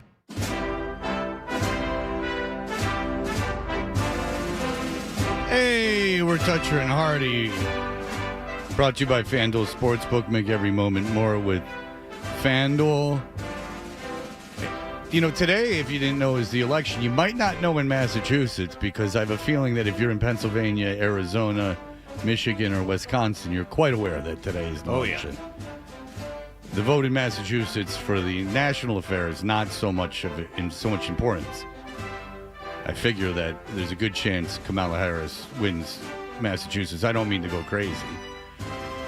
Did Dukakis win Massachusetts? I'm not sure. You know what? It's interesting. I'm not sure he won this state. You know, I am friends with someone that was at one point married into the Dukakis family. Mm-hmm. And she's actually a wonderful woman. She had someone in her life died, and she took all their children and raised them as her own, stretched her very thin. But Kitty Dukakis shook my daughter's hand at this thing and led her to sobbing. He did win, but it was close. Yeah, he was not so much a great candidate. But she shook my daughter's hand and to such a pressure that my daughter started crying. Oh, and I heard this is not a unique thing. Kitty Dukakis with a very, very tight grip. I think she owes her an apology. Well, just waiting around for it. Yeah, you know? It would be nice if it happened. But Hardy, it's not just about the presidential race, Fred. There are vote local, vote often. Right, Adam. The local elections matter too, Fred. Yeah, and you and I have discussed these ballot measures, the two of us. We certainly have. Think global, act local, Fred. Boom. Okay? Yeah. But there are congressional races, senatorial races, pick local up garbage measures. at Walden. Questions, yes. Whether or not there's too much pee in Walden Pond for Adam 12 to swim in, all these things. The answer is no. No, apparently. But in Nebraska specifically, there is an incumbent senator by the name of Deb Fischer who is running unopposed. There was no Democratic candidate to oppose Deb Fischer in that election. Enter one Mr. Osborne. Now, I heard the name Osborne, and I thought, is this somehow related to Tom Osborne, great Nebraska football coach and congressman from Nebraska? This is a different Osborne. This is Dan Osborne, and he's got something to say. Ozzy's cousin. Yeah. He goes, hey, Nebraska. He's got something to say to both Republicans and Democrats. Ooh, this guy's the only time we've seen Deb Fischer in years is on her TV ads, lying about me. Deb Fischer just lies about the border, Social Security, the deficit. DC's Trojan horse. I don't even own a suit. I've been a registered independent my whole entire life. This is why normal people don't run for office. This is why people hate politics. This makes you want to cut your TV in half. What does that sound, Fred? I don't know. Politics. This makes you want to cut your TV in half. That is a blowtorch. And at that point in the ad, Dan Osborne brings out a blowtorch and... boom! This is not new. I'm Dan Osborne, and I approve this message. There are parts of the country that you win your election, because they've obviously done research, that you win your election by having the most kick-ass weapon. I mean, we've played many. Texas especially. Oh, yeah, yes. Texas, they love it with, assault rifles and machine guns and stuff. But a blowtorch, it makes it... And then I like how he just so subtly puts it in there. It makes me want to smash this TV in half. Which begs the question, is a blowtorch the best tool to use to cut a TV in half? Now, feel free to reach out to me this personally. We can have long conversations. I would say just knee-jerk reaction, hey, you got to cut that TV in half. I need a Sawzall. I need a reciprocating saw. I'm going to get through everything with the right blade. He took a blowtorch to that sumbitch. Now, the ad does not give you a great idea as to whether or not he was successful in the cutting of the TV in half with the blowtorch, but the man seems to know what he's doing. Well, it's certainly not going to cut it in half. And I also question, the blowtorch, you can melt it. A blowtorch, look, in the hands of the right person, Fred, you can make cuts with heat. So it's just like a blue, regular blowtorch is an effing flamethrower. I mean, what is it? It's a blowtorch. And so it's just a blowtorch? Just like any other guy doing metal work? Like the handheld thing? Is he wearing a mask like a pussy? He's just got some Ray-Bans on. Okay. Is he wearing like a full mask? Does he like put the lid I think down? he has the welder's mask on. Yeah. Oh, he And does? Doesn't he make like a big deal about putting the welder's That's mask like on? riding a motorcycle with a helmet on. Are we not going to talk about the kick-ass music in the background? I mean, Guy Fieri would be proud of that. Well, what do you think he's going to play? Classical? Okay. I mean, he doesn't even own a suit, stupid. Yeah. He don't go to funerals. He goes to funerals in overalls. Cut your TV in half. Absolutely. Yeah. Yeah. All right, he does put on a He puts the welder's mask on. He puts on the big gloves. Oh, he put on gloves? Yeah. No, you got to bareback that. You got to raw dog that thing if you're going to do it. We're voting the other party. Yeah. Yeah, that's just a blowtorch. That's not even cool. If he had a flamethrower, he puts in lie. He burns the word lie into the screen, so he does not, in fact, cut the TV in half. He did not keep his election promise. I don't know if that's going to. I mean, any one of us could buy a blowtorch.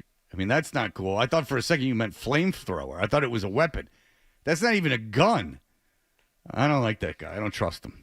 Maybe you shouldn't trust anybody who's trying to take away your precious pornography, Fred. Even though you're more of an ASMR guy. Because they're one and the same. There is. I mean, they're exactly the same. There's a scare tactic. I'm feverishly rubbing myself to these ASMRs. Yeah. There's a scare tactic ad being used right now. We can't even play you the first 5 seconds because the sound is so graphic, but we'll pick it up as someone comes into this man's room as he is watching pornography on his smartphone, and this is what happens. Oh! Sorry, you can't do that. What the hell, man? How'd you get in here? I'm your Republican congressman. Now that we're in charge, we're banning porn nationwide. You can't tell me what to do. Get out of my bedroom, you creep. I won the last election, so it's my decision. I'm just gonna watch and make sure you don't finish illegally. You can do that if you get into Congress?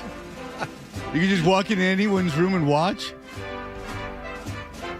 Now, Fred, I'll just sit here.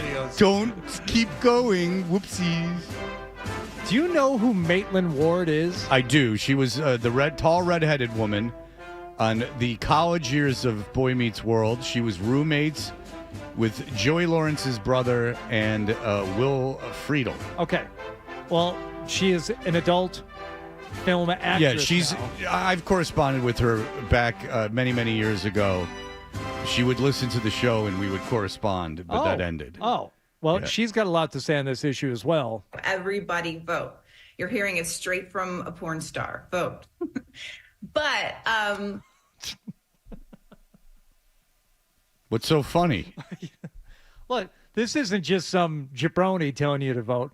You're hearing it straight from a porn star. I mean, I've never seen her even in a porn, so I don't know who That's she the is. wild thing about Twitter She's no these Lethal days. Weapons. You don't even have to look for the porn. It just pops up on you sometimes. Like any search at all, well, you're going to get some not safe for anywhere pornography. I don't know if I've Twitter seen feed. porn made after 2002. I also I'm think a big 90s guy. I don't agree that Donald Trump would be good for the adult industry. Well, I'm not going to use your videos anymore. I mean, you would. I mean, now I know why you were nailing Palin. Sorry, you can't do that. That's the best one. Excuse me. The Republicans will not let you pull it. Get out of my bedroom, you creep. That sounds like a well-done commercial. That sounds like that ran on TV. Yeah, it's really a high-quality production in this. It sounds like if they just put in a disciplinary MILF who's going to not let you do that to yourself, so then you have like every other scenario. In case you're on the fence about the election today, now you know what Maitland Ward thinks. And if you're listening in Nebraska, you know what to think about Dan Osborne and Deb Fisher. All right. So there you go. Yes, indeed. Andrew Callahan will join us. Plus, I will briefly give all you the psychos the red meat that you so much desire. I will give you a little bit of the red meat that you want. And we will be back in just a moment. Get out of my bedroom, you creep. Hunter and Hardy, 98.5 The Sports Hub.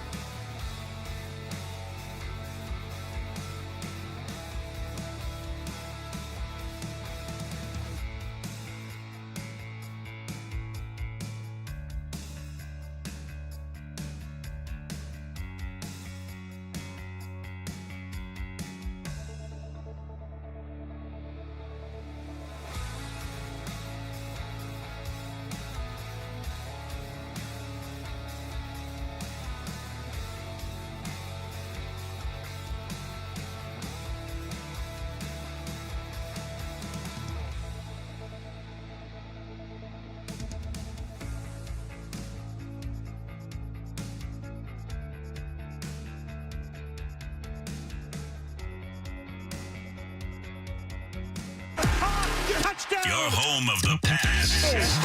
98.5 The Sports Hub. Beasley Media Group Station. Sports Hub headlines. Celtics are now 7-1 to start the season after blowing out the Hawks in Atlanta last night, 123-93. The Green didn't have Jaylen Brown, but Jason Tatum scored 28 points. Just trying to read the game. We generate good shots, more often than not for each other. I'm always on the court with some really talented guys, and we know how to play off of each other. Derek White scored 21 points, and Peyton Pritchard added 18 in the win as well. The Celtics are 14-0 in games without Brown since the start of last season. They'll have tonight off and play a very interesting game at TD Garden tomorrow night against Golden State. The Bruins will be in action up in Toronto this evening. They're coming off back-to-back shutout wins over the weekend. Ryan Johnston and Bob Beers have the pregame at 6:30 and the face-off at 7 here on 98.5 The Sports Hub. The Bruins have also finally signed free agent forward Tyler Johnson to a one-year contract. The Patriots visit Chicago on Sunday, but first the NFL trade deadline, which arrives this afternoon. The team will practice tomorrow. Also, Gerard Mayo told the media yesterday he and the team are getting close to seeing defensive lineman Christian Barmore. He has missed all season so far with a blood clot issue.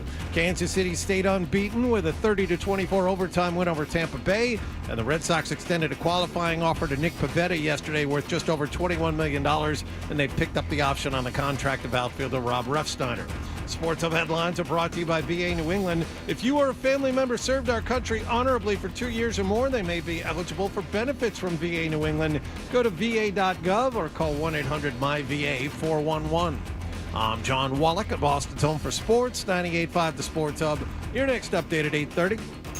If you've got the app, you've got Toucher and Hardy to wake you up no matter where you are. Or who may or may not have been to jail. Get the app. The 98.5 The Sports Hub app.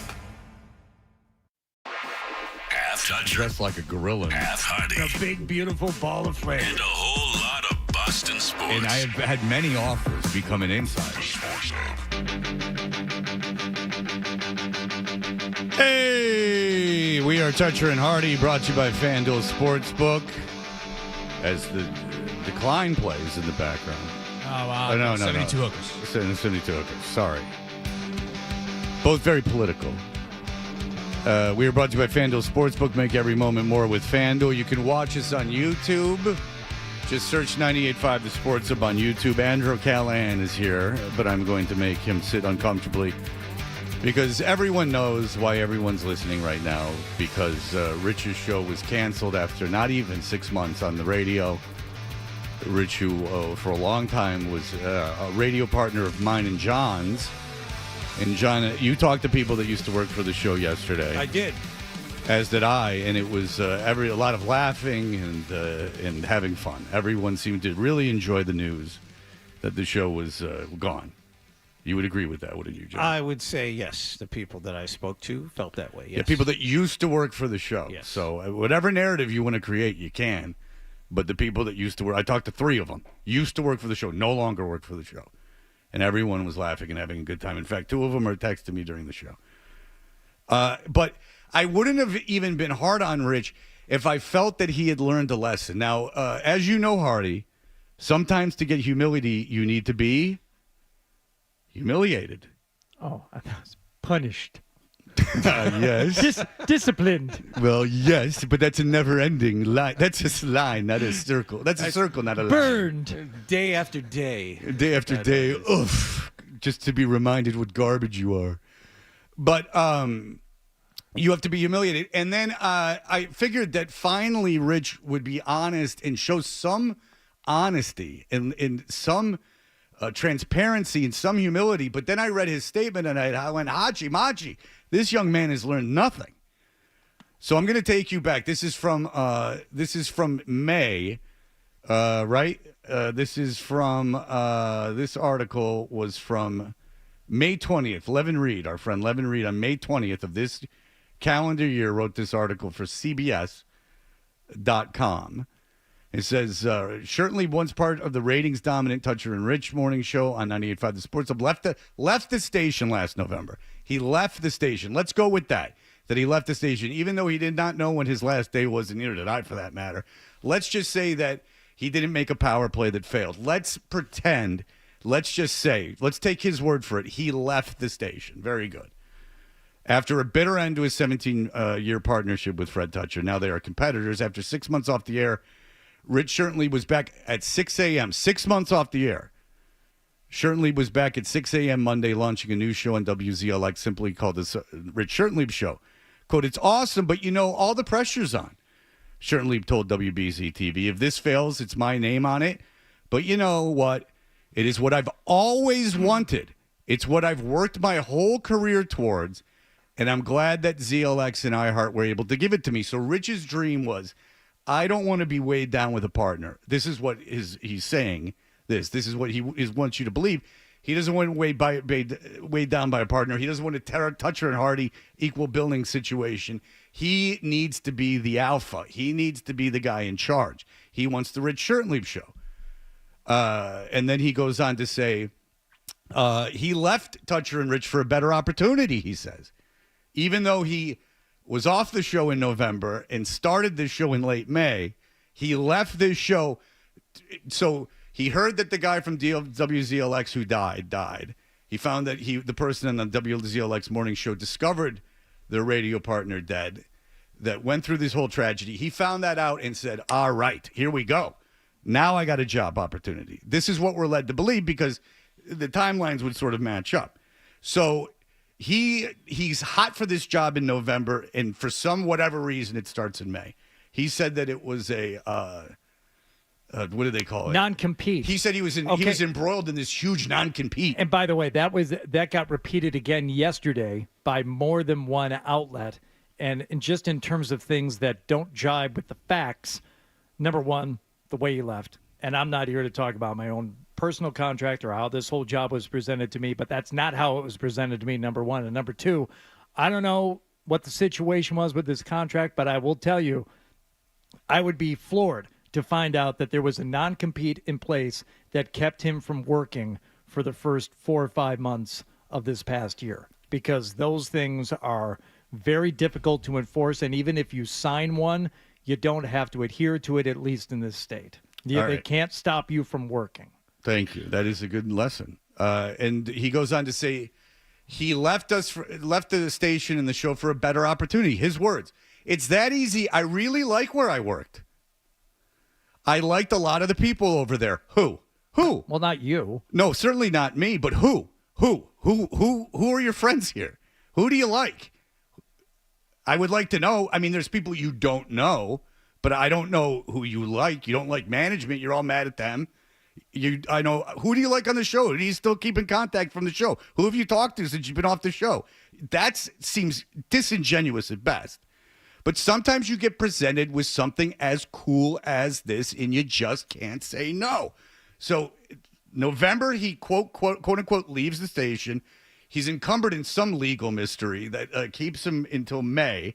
But he had this cool opportunity that he just couldn't say no. I know that's not what people want to hear, but it's the truth. And they gave me whatever I wanted to do, the type of show that I wanted to do, he said. So this is his opportunity from November or times before that. He's been working with iHeart Management and WZLX. He's been pumping it up. He's been putting all these people in place. He's had 6 months to come up with new bits and to come out of the box swinging. He's obviously been talking to management for a long time, and they're on board, and everyone's on board, and he's got his cast, and here we go. November to May, he left the show, quote, then is May, he's cooking. Now, here we go out of the gate. Here's Rich's statement yesterday after he learned his show got canceled. Hey, guys, hey. Blah, blah, blah, blah. After 5 months, the Rich Shertenlieb Show will no longer air on WZLX. To say that I'm disappointed is an understatement. Okay. Truth, right? Mm-hmm. Showing a little humility. He's disappointed. We've all lost jobs. It's a sad time. When we launched the show at the end of May, the plan was simple. We would take the months of summer to build chemistry with the new cast, and by fall and football season, we would be close to sounding what our vision of the show would be. Why football season? Why would football season? Why would you want to? So you were going to tank the summer? And what happened to this all-star cast that you formed? Charlotte Wilder did one show, And Giardi, for all I know, didn't do your show anymore. So what happened to this all-star cast that you assembled over this 6 months of nonstop talking with iHeart? You know, John? I assume that question's rhetorical, Fred. You were looking at me like I was supposed to give an answer. Well, there. it seems like there's some No, people he wants that to know bailed right what happened, away. Wallach. However, just after over 2 months into the show, management decided to change the format. Now, if you had 7 months of intense dream job discussions with management and you were all on the same page, 2 months into it, they said, oh, by the way, we're going to just get rid of everything we just talked about, and you're not going to be able to do anything that you want to do. Uh-huh. They wanted music. I did not. However, despite my disagreement about the decision, I agreed to move forward, and the music was added. He was getting 1 shares. He not only did not bring in a new audience to that show, he alienated, based on ratings, their entire existing audience. He had like a third of the ratings that they got. Chocolates in the morning. The rest of the station, Carter Allen and the afternoon, Chuck Jolan, they're getting 8 9s. And Rich is in there with a 1. Yeah, management might have been a little concerned. Maybe the plan that you devised with them over these 7 months wasn't going to plan. But that's the problem, management, you know? Like, none of it is his fault. His dream show, in May 20th, his dream show that he had been working so hard on that he just couldn't say no to, then management stepped in and got in trouble, got involved. How come management never got involved in this show? How come management never changed the format of this show and continues not to? Zadarius Smith just got traded. Thank you. Thanks, Andrew. That's breaking news. We'll save it for Andrew the Callahan, my who's one been Detroit sitting guy. here knowing that this was not about him, just made it about him. Yeah, how Good for dare you. you? Talk about an ego. Can't believe he Listen to this. Listen to this. Why can't he be honest? Why can't he just admit, dude, we all fail. You have character flaws, like we all do. The thing is this, you know who I am and the worst of me, because the worst I am all day is on this show. If you think I walk around talking like this all day, you got another thing coming. You don't know anything about him. After starting from scratch, watching the show fan base grow, and the interaction, you got a 2 share in the ratings that came out yesterday. What grew? Your fan base grew by 0.3? You had a 2 yesterday. Yesterday, a 2 share. Not in a daily, a weekly. Your ratings did not, so I guess they did grow, technically. The interaction with the fans increased. I can't speak to that. I'm sure it was intense with your 4 followers. Oh, by the way, I feel bad for the charity. He offered $10,000 to if he got his followers back on social media. It's because he wouldn't let him have his social media accounts. It leads me back to this whole thing. It may not sound fair, Fred, but in all this, when he's talking about blame and management on this, I still blame you. And I can't quite wrap my head around it, but I do feel you are to blame. Oh, yeah. When Rich took the social media accounts and changed the name of them from Toucher and Rich to Hey Rich Hey, without saying anything to me or asking me or anything. Well, if you'd been more approachable, maybe that wouldn't have had to go down like that. You know what? He could have approached me at any time instead of printing out all my stuff and giving it to management. But I'm saving a lot of stuff in my pocket for a rainy day in case he gets cute. Then I'll really tell you everything that happened. But the thing, and I'll bring other people on the show to say their version of the story too. And then we can have a real ball. But the thing that I'm most proud about is the team that I helped put together for the show. This was the team. Okay, I'm not going to get into that part. It wasn't, but fine. What about all the people that said no? I mean, come on. Well, Ted Johnson probably will be back on this station. I hold no ill will towards him. I don't blame Michael Hurley for taking the shot. I feel bad. He might stick around, I've heard. Yes. So Michael Hurley, I've heard that too. I hold no ill will to. He didn't sound overly bad on the radio. I don't know who the other fella, Emerson, was on the show. But according to Chad Finn's article, they like him. So I hope Hurley and that Emerson guy get to stay. They've done nothing wrong to me. They've never wronged me. And neither has Ted, who I stayed in contact with during this time. But I just don't know when that guy is going to realize, dude, stop with the facade. Stop it. No one's ever going to believe you or like you unless you're a little bit truthful and show a little humility. And you thought it would have happened now. This is a Machiavellian question here, Fred, that you are well positioned to answer. Is it better to be believed or liked? Because spoiler alert, you're one of them. How much does a steady income mean to you? Is it better to be believed or liked? Well, I'll ask you your priorities. That every stranger on the internet likes you, or that you've held a solid job for 20 years? What would you rather have? Because that's a question. It's really dealer's choice. Or I'll ask you a better question. Would you rather have the people around you like you, or strangers like you and believe that everyone else likes you? I would rather have the people around me like me. So I think I would like that too. So I'm perfectly comfortable with where I am. I let all this happen. I let him do whatever he wanted. I let him say whatever he wanted. I let him do everything. And then since he's been gone, he quote unquote left. A bunch of people have come up to me and told me a bunch of things that he did to them, and that he was trying to do behind the scenes, and I hate him. So I was happy yesterday when I heard about this, but I was a little disheartened that he still carries none of the responsibility and takes none of the blame, and still just can't be honest. Yeah, well, I still operate from the baseline of I'm rarely happy when someone loses a job in radio specifically. Just don't like it. Don't feel good about that aspect of it at all. More than anything, I was just shocked. Well, five and a half months, I was really surprised. I kind of land on Hardy's side of the fence. You never like to see anyone lose a job and be without a job in this economy, and especially in this particular business. Right. Not easy. Well, then, you know what? But if you take a shot at your dream job, baby, sometimes it's not going to come up, it's going to come up snake eyes on you. It was a better job than the one he had here. Yeah. You got to chase your dream. And sometimes, just chasing that dream is reward enough. I'm sure he was a delight behind the scenes, too, given the what happened. I'm sure it was a real kumbaya situation over there. Who got traded? Is it Darius Smith? Oh, pass rusher going to Detroit. We talked about this yesterday. Oh, wow, their problems are solved. Look out, Aiden Hutchinson. They might not even need him anymore. Has 5 sacks this season. Very good. All right, listen, Andrew Callahan is here. And if you couldn't figure it out. Yeah, Andrew Callahan was here. He announced the trade. He's got you know what? Announced his presence with authority. He got a chance for this first segment to try out those brand spanking new headphones. Look at you, and it Look matches at the those. outfit. Check you out. They're blue. They were $20 on Amazon, and now I don't have to bug Nick or create any controversy with Maz. It's a win-win-win. Thank you for doing that for Maz. My God. Because he's 4 still weeks complaining. late, but He's still angry. He does not like that. No. All right. Very Seriously? good.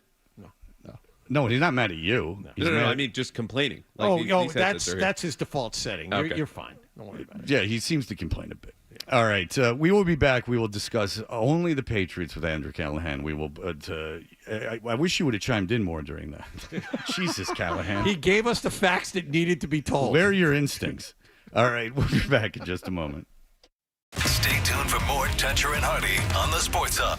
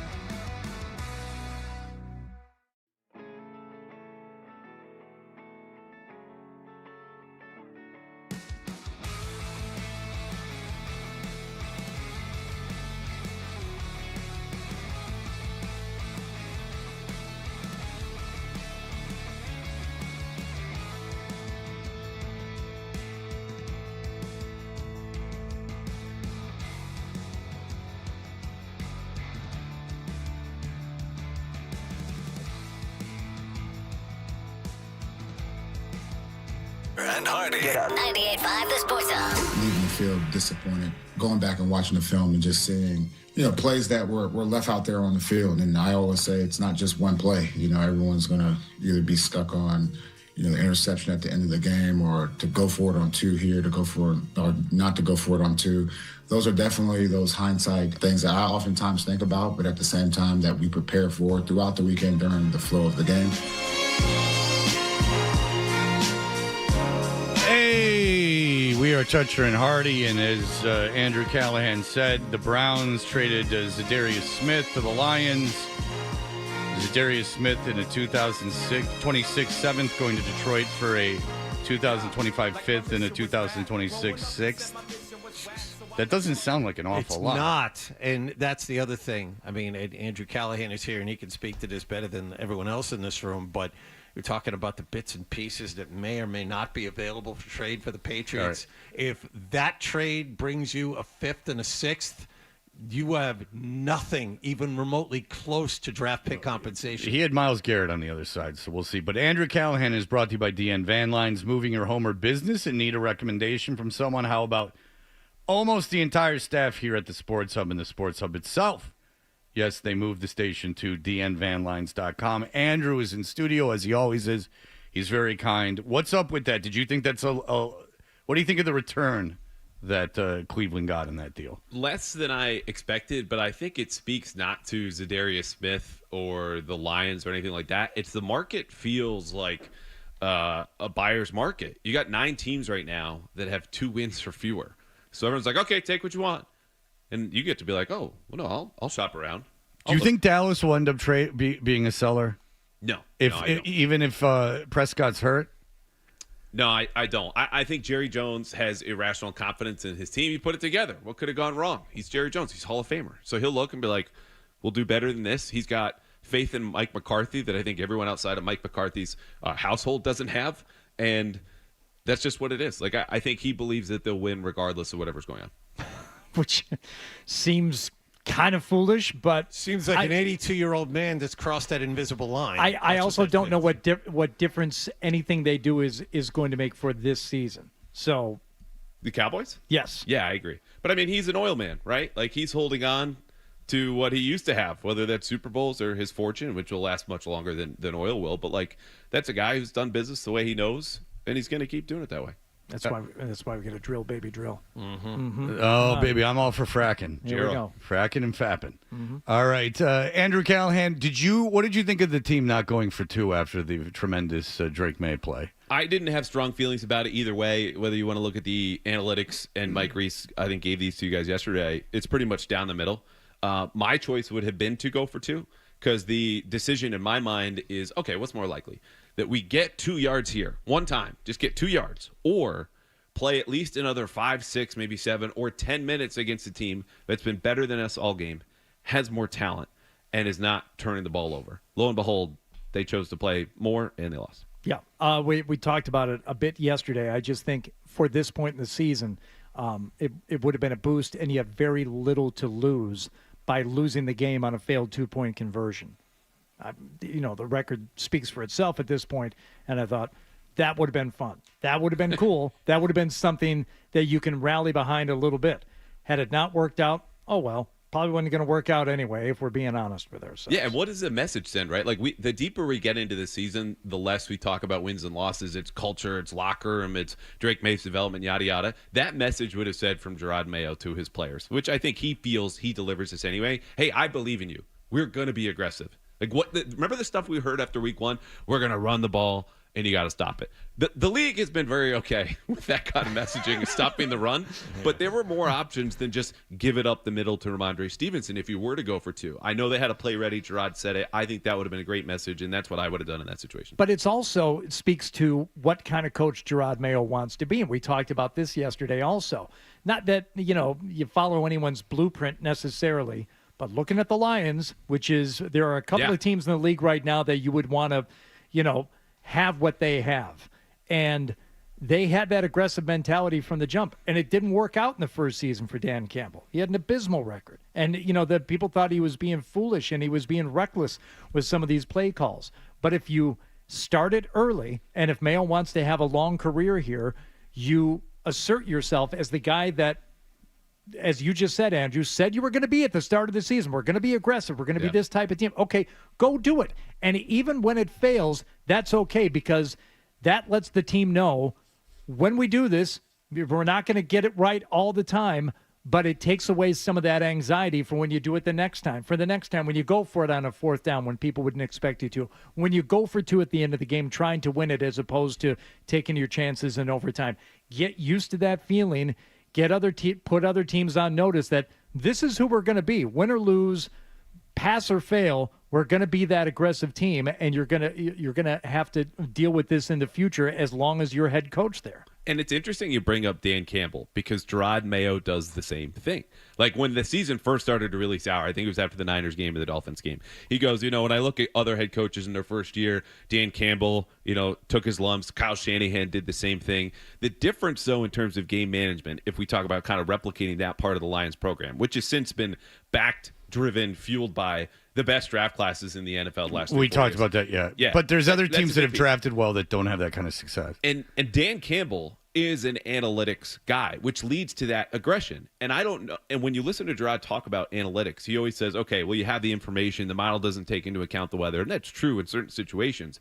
But I do think there's something to be said of that aggressive mentality. There's a gap between, I think, what Gerard wants to give off and portray and what Dan Campbell is doing and living, winning or losing with how aggressive he's being, even in the NFC Championship game last year. Yeah, much to maybe his fault in that case, but it got them. His neighbor's chagrin. One more thing. Jesus. Yeah, my friend has a kid that goes to school with this kid. It was a whole scene. Oh, I bet. Well, one more thing on that final play before they kick the extra point. You pointed out, and the first time I saw it was on your Twitter feed, Andrew, that Hunter Henry went out the back of the end zone and had the wherewithal to stay out of the play because he didn't want to get the illegal touching penalty had the ball gone to him. So Drake May manages to complete that pass, not only with one less receiver. 10 on 11. But with Hunter Henry's guy realizing what he was doing and comes up and joins the rush. So he had another rusher coming at him when he finally got loose and completed that pass. It makes it all that more amazing that he was able to pull it off. Yeah, that was the second longest and second craziest play in the NFL until I had watched the clip over again from the All-22, and exactly what you said. Because when defenders are in pass coverage at the back of the end zone, it behooves them to knock the receivers out because then they can't be the first to touch the ball. It'll be illegal touching, and that's it. So Hunter Henry could have gotten a massage back there. He could have had a picnic. He could have taken a leak. Like, he was standing, still watching. 7 more seconds go by, and his defender, as you said, joins the rush. So the Titans are able to have one-on-one coverage on everybody else, and then at that point bring more rushers than the Patriots can block. And that guy guarding Hunter Henry was the one who delivered the hit on Drake May, playing 10 and 11, held the ball for 12 seconds. The play goes for almost 15, and they score anyway, which means, all due respect to Jane Daniels, this was the craziest play of the year now. Yeah, that's better. That play that May pulled off is better than insane. the Jaden Oh, yeah. Daniels Hail Mary. And so it's much better. It gets to the point that, I mean, if you're a Patriots fan, look, this team's not talented. It's not going to win anything. It's not the wins and losses, but Andrew, am I being naive to think that May is showing himself to be everything that you need physically from a quarterback in terms of his ability to avoid the rush, extend plays, his ability to run? After watching stiffs on other teams for the rest of the season, just accept sacks, it's nice to see a kid do that. And he seems composed, a little like it doesn't seem like the moments are too big for him. What did you read on him early? That's the biggest thing to me. Like the tools, anyone sitting in this chair or on TV or podcast or writing about Drake May before the draft would say he's the modern prototype. You got the arm, you got the legs, the mobility, his second reaction, playmaking, all that stuff. What we didn't know is how a 22-year-old kid surrounded by the worst offensive talent in the AFC, maybe the NFL, would react when it's all on his shoulders. And they ask him to do things like he did Sunday. 95% of our total yards, can he do that for us? Yes. Now, granted, he threw the pick at the end, but there is nothing too big for this kid. He is not rattled, whether it's under physical pressure or the weight of the moment. And we'll see how long that lasts, because I think there's a little concern here for me when you look at his last season at North Carolina, similarly surrounded by bad talent. He tended to play hero ball, something that they've coached out of him for most of his time in the NFL so far. But you look at overtime, it's a deep throw down the sideline, low percentage play. It's a scramble. Then it's another deep throw over the middle, late to Kayshon Boutte, gets picked off. I hope he does not feel too much pressure to do more for this team because the lack of support they've given him, and have that lead to bad habits, because that's how you get the worst out of this kid based on his environment. We're a ways away from there, but if you think about your mentality, and there were 2.5 minutes, like the clock factored in there, that's the danger for me, because he did that his last season in North Carolina. Do you have the coaching to avoid that happening? Or was that the plan in terms of, was that Van Pelt's idea? Do you think that, I mean, going deep those two times, the interception and the pass to Henry? Well, and let's be clear, he can do that. You know, Right. He was asked about this yesterday and said, do you regret it? No, I want to take a shot. And that's the beauty of having a guy like that. Again, you can make plays that the Patriots did not make the entirety of Mac Jones' 3 seasons here. His first touchdown to Kayshon Boutte, longer than any pass completed through the air than Mac ever completed in New England. But aside from that, I do think they can coach it out of him. It's just going to be a matter of what can they do to support him in the meantime. And again, I don't think he's going to play reckless, but there's a line. He's got to figure out his limits. That's what this season is for. What are my limits? How can I push them? And then make sure I also don't step over the line when the game is on the line. Okay. We have to address a tweet that came out a little while ago from Toucher and Hardy. May's performance sparks hope for a turnaround as the Patriots chase their first win of the season. What's going on? When did that come out? 37 minutes ago. What? Is that a Nicholas situation? I don't know. What are we doing? Well, listen. You're making us look bad. I mean, we didn't just bank 2 wins? I mean, that was the Jet game. Who put that out there? I saw that happen. Nicholas! Nicholas! There he is. Oh, Nicholas. Oh, that's not good. Oh, Nicholas. I don't know if it's probably not even Nick. No, All it's right. not us. No, it's not us. It's not us. You'll be glad to know it's not us, Hardy. Even better.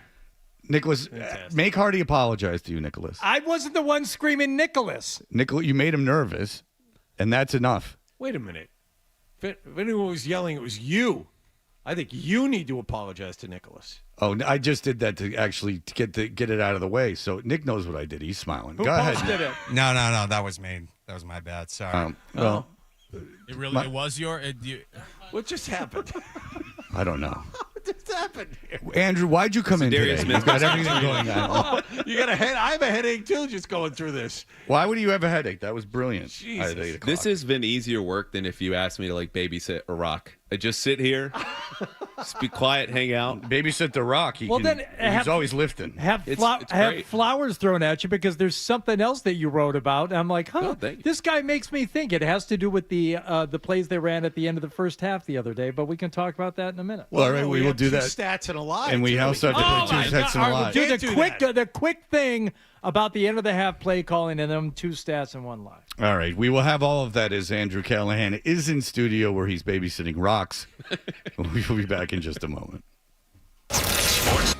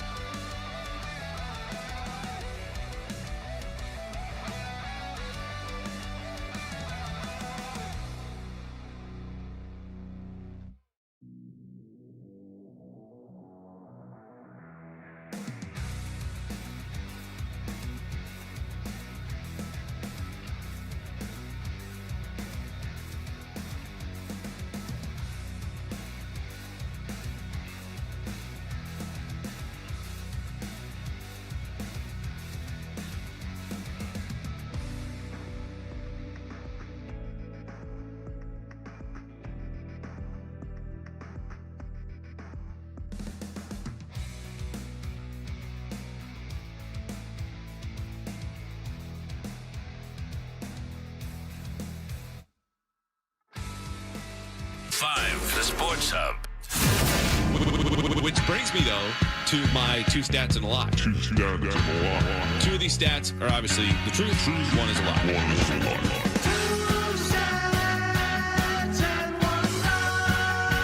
Some imaging with this would be fun.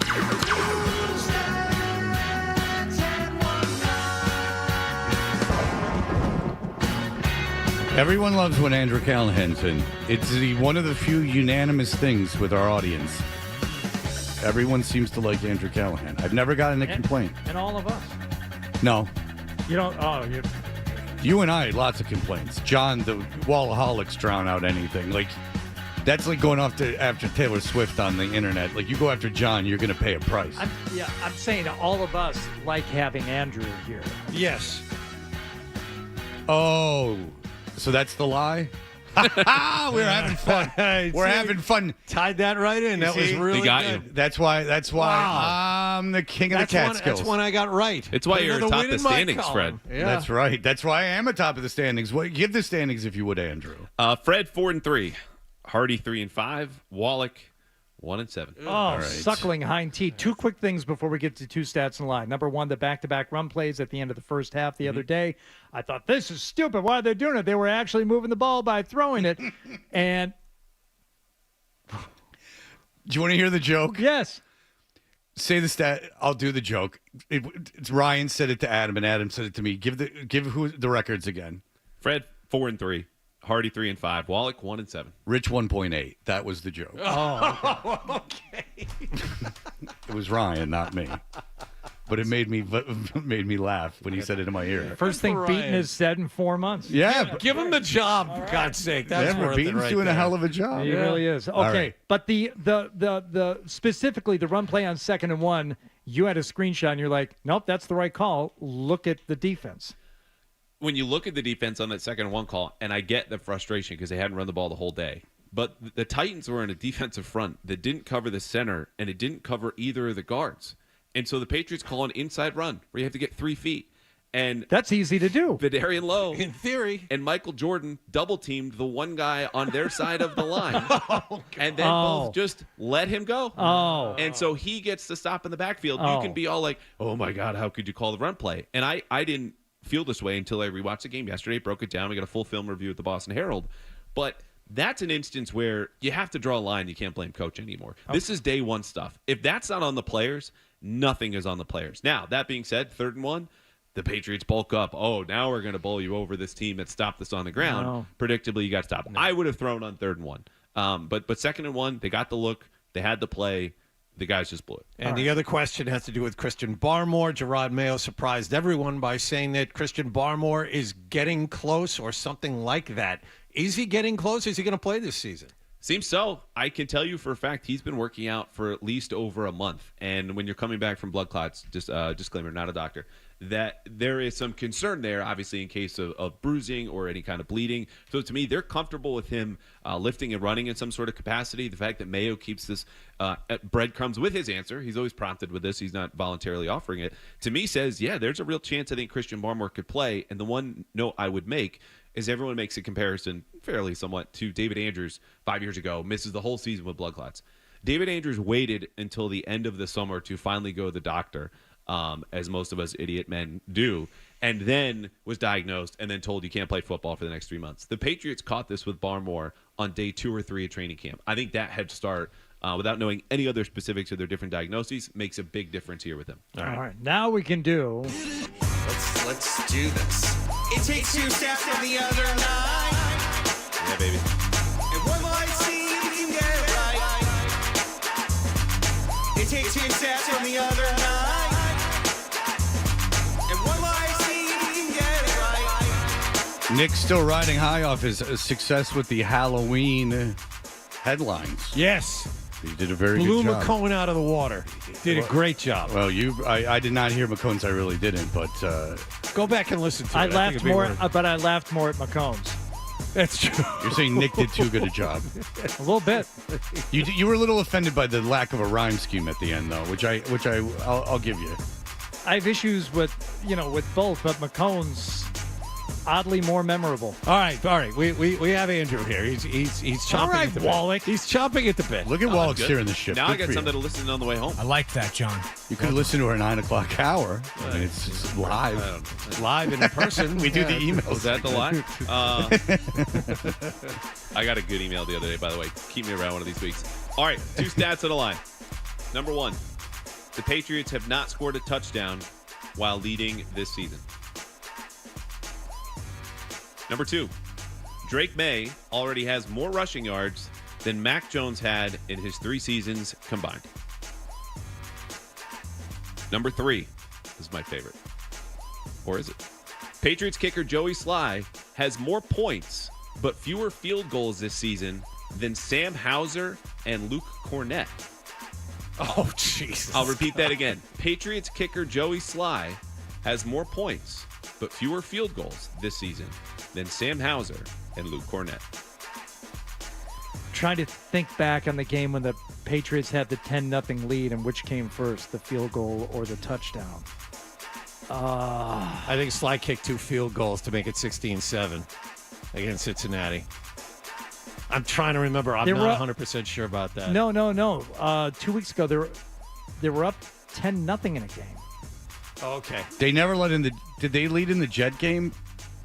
They never did. They didn't lead by a touchdown in the Jet game. But if they scored the touchdown first, they didn't score a touchdown with the lead. It was 0-0. Oh, that's look at you with the logic. Okay, because I what did he have? 95 yards rushing yesterday, Drake May? Yes. I got to feel he has more rushing yards. Because I don't want to play like what's he trying to trick us on, because I don't think that's fair. Because I have to believe Drake May has got more rushing yards than Mac Jones ever did. Did Mac Jones, to your knowledge, bust like a 80-yard run in the history with the Patriots? Because that's where he would have gotten the rushing. His longest run was in the Pro Bowl where he did a little dance in the end zone. I just need you to repeat number. All right, I'll run them all down again. Run them all down again. All right, then we'll all decide. Number 1, the Patriots have not scored a touchdown while leading this season. Number 2, Drake May already has more rushing yards than Mac Jones did in his 3 seasons combined. Number 3, Patriots kicker Joey Sly has more points but fewer field goals this season than Sam Hauser and Luke Cornett. Okay, I'll go first. I always go third. I'll go first. I think 1 is the lie because I gave my reasons for 2, and 3 is way too cute. Yeah, like three. I think Callahan written all over. Yeah, like three. I hope is a truth because it's if not, it's like all right, dude. All right, so I'm going with 1 is the lie. All right, I went before you the last time, Hardy. So you're up second. 3 is the lie. All right, so you say 1 is the lie. You say 3 is the lie. I am going with Fred. I think 1 is the lie. So if 2's the truth, we all lose. I'm doomed. If 2's John, the lie, take we mine. all lose. Yeah, I know. What happens if 2 is... If 2 is the lie, then all 3 of us lose. Well, you all lost. Oh, my God. Come on. So here's the deal. The Patriots have not scored a touchdown while leading this season. They have scored a touchdown to start games. Right. 7-0.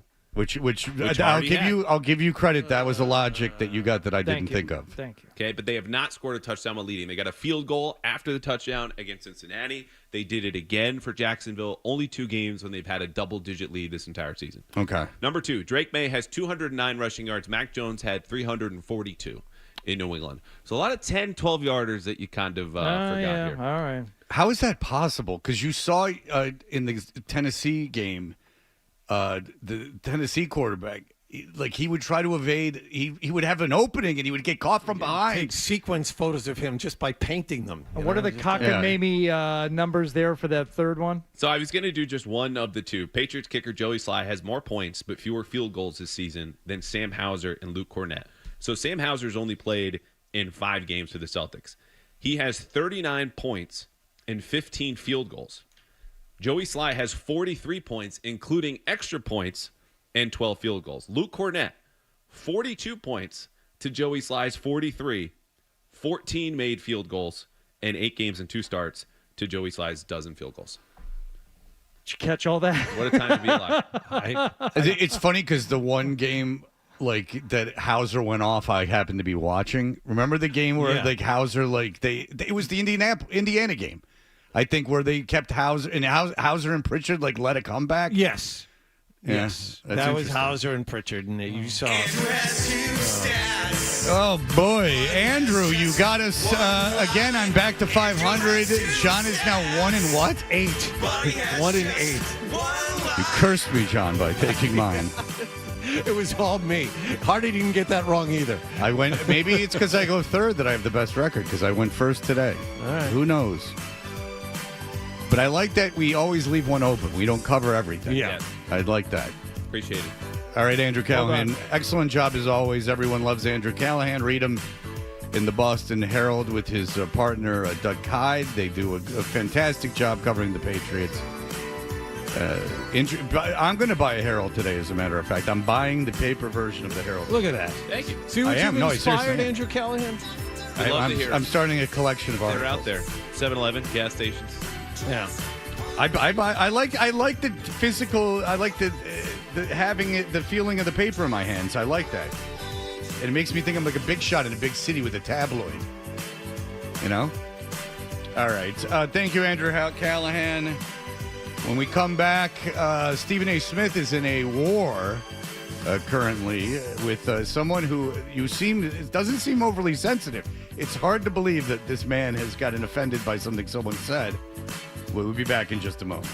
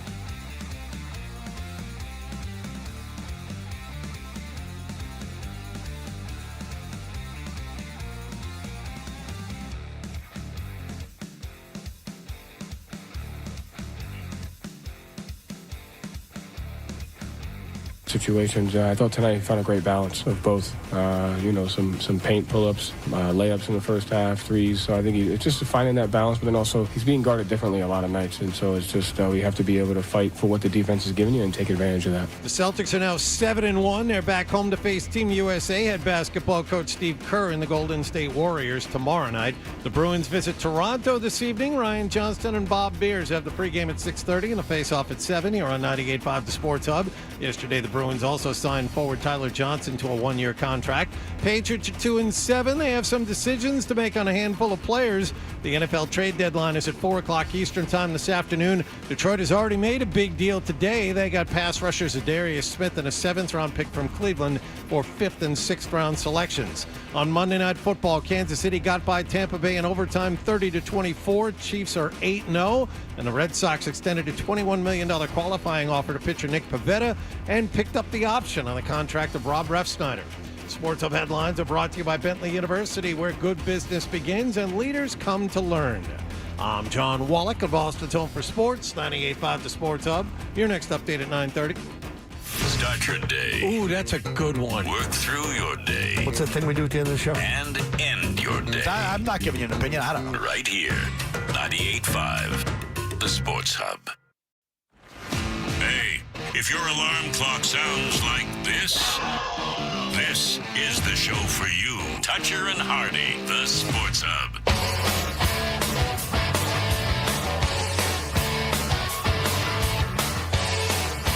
I've decided I am going to, since I got called for jury duty last year, I think that I am going to vote today. I think I'm going to go vote. Because it's at the library with the library people. Oh, sweet. That's a big step for you. Hold on a second. Hold on. Since you got called for jury duty already, I voted in the last presidential election, which I know is like the silliest one to vote for around here, and very naive of me. But I mean, listen, I'm daddy headlines. But what does one have to do with the other? The jury duty and because that's how they get you jury duty. That's how you get on the list is the voting records.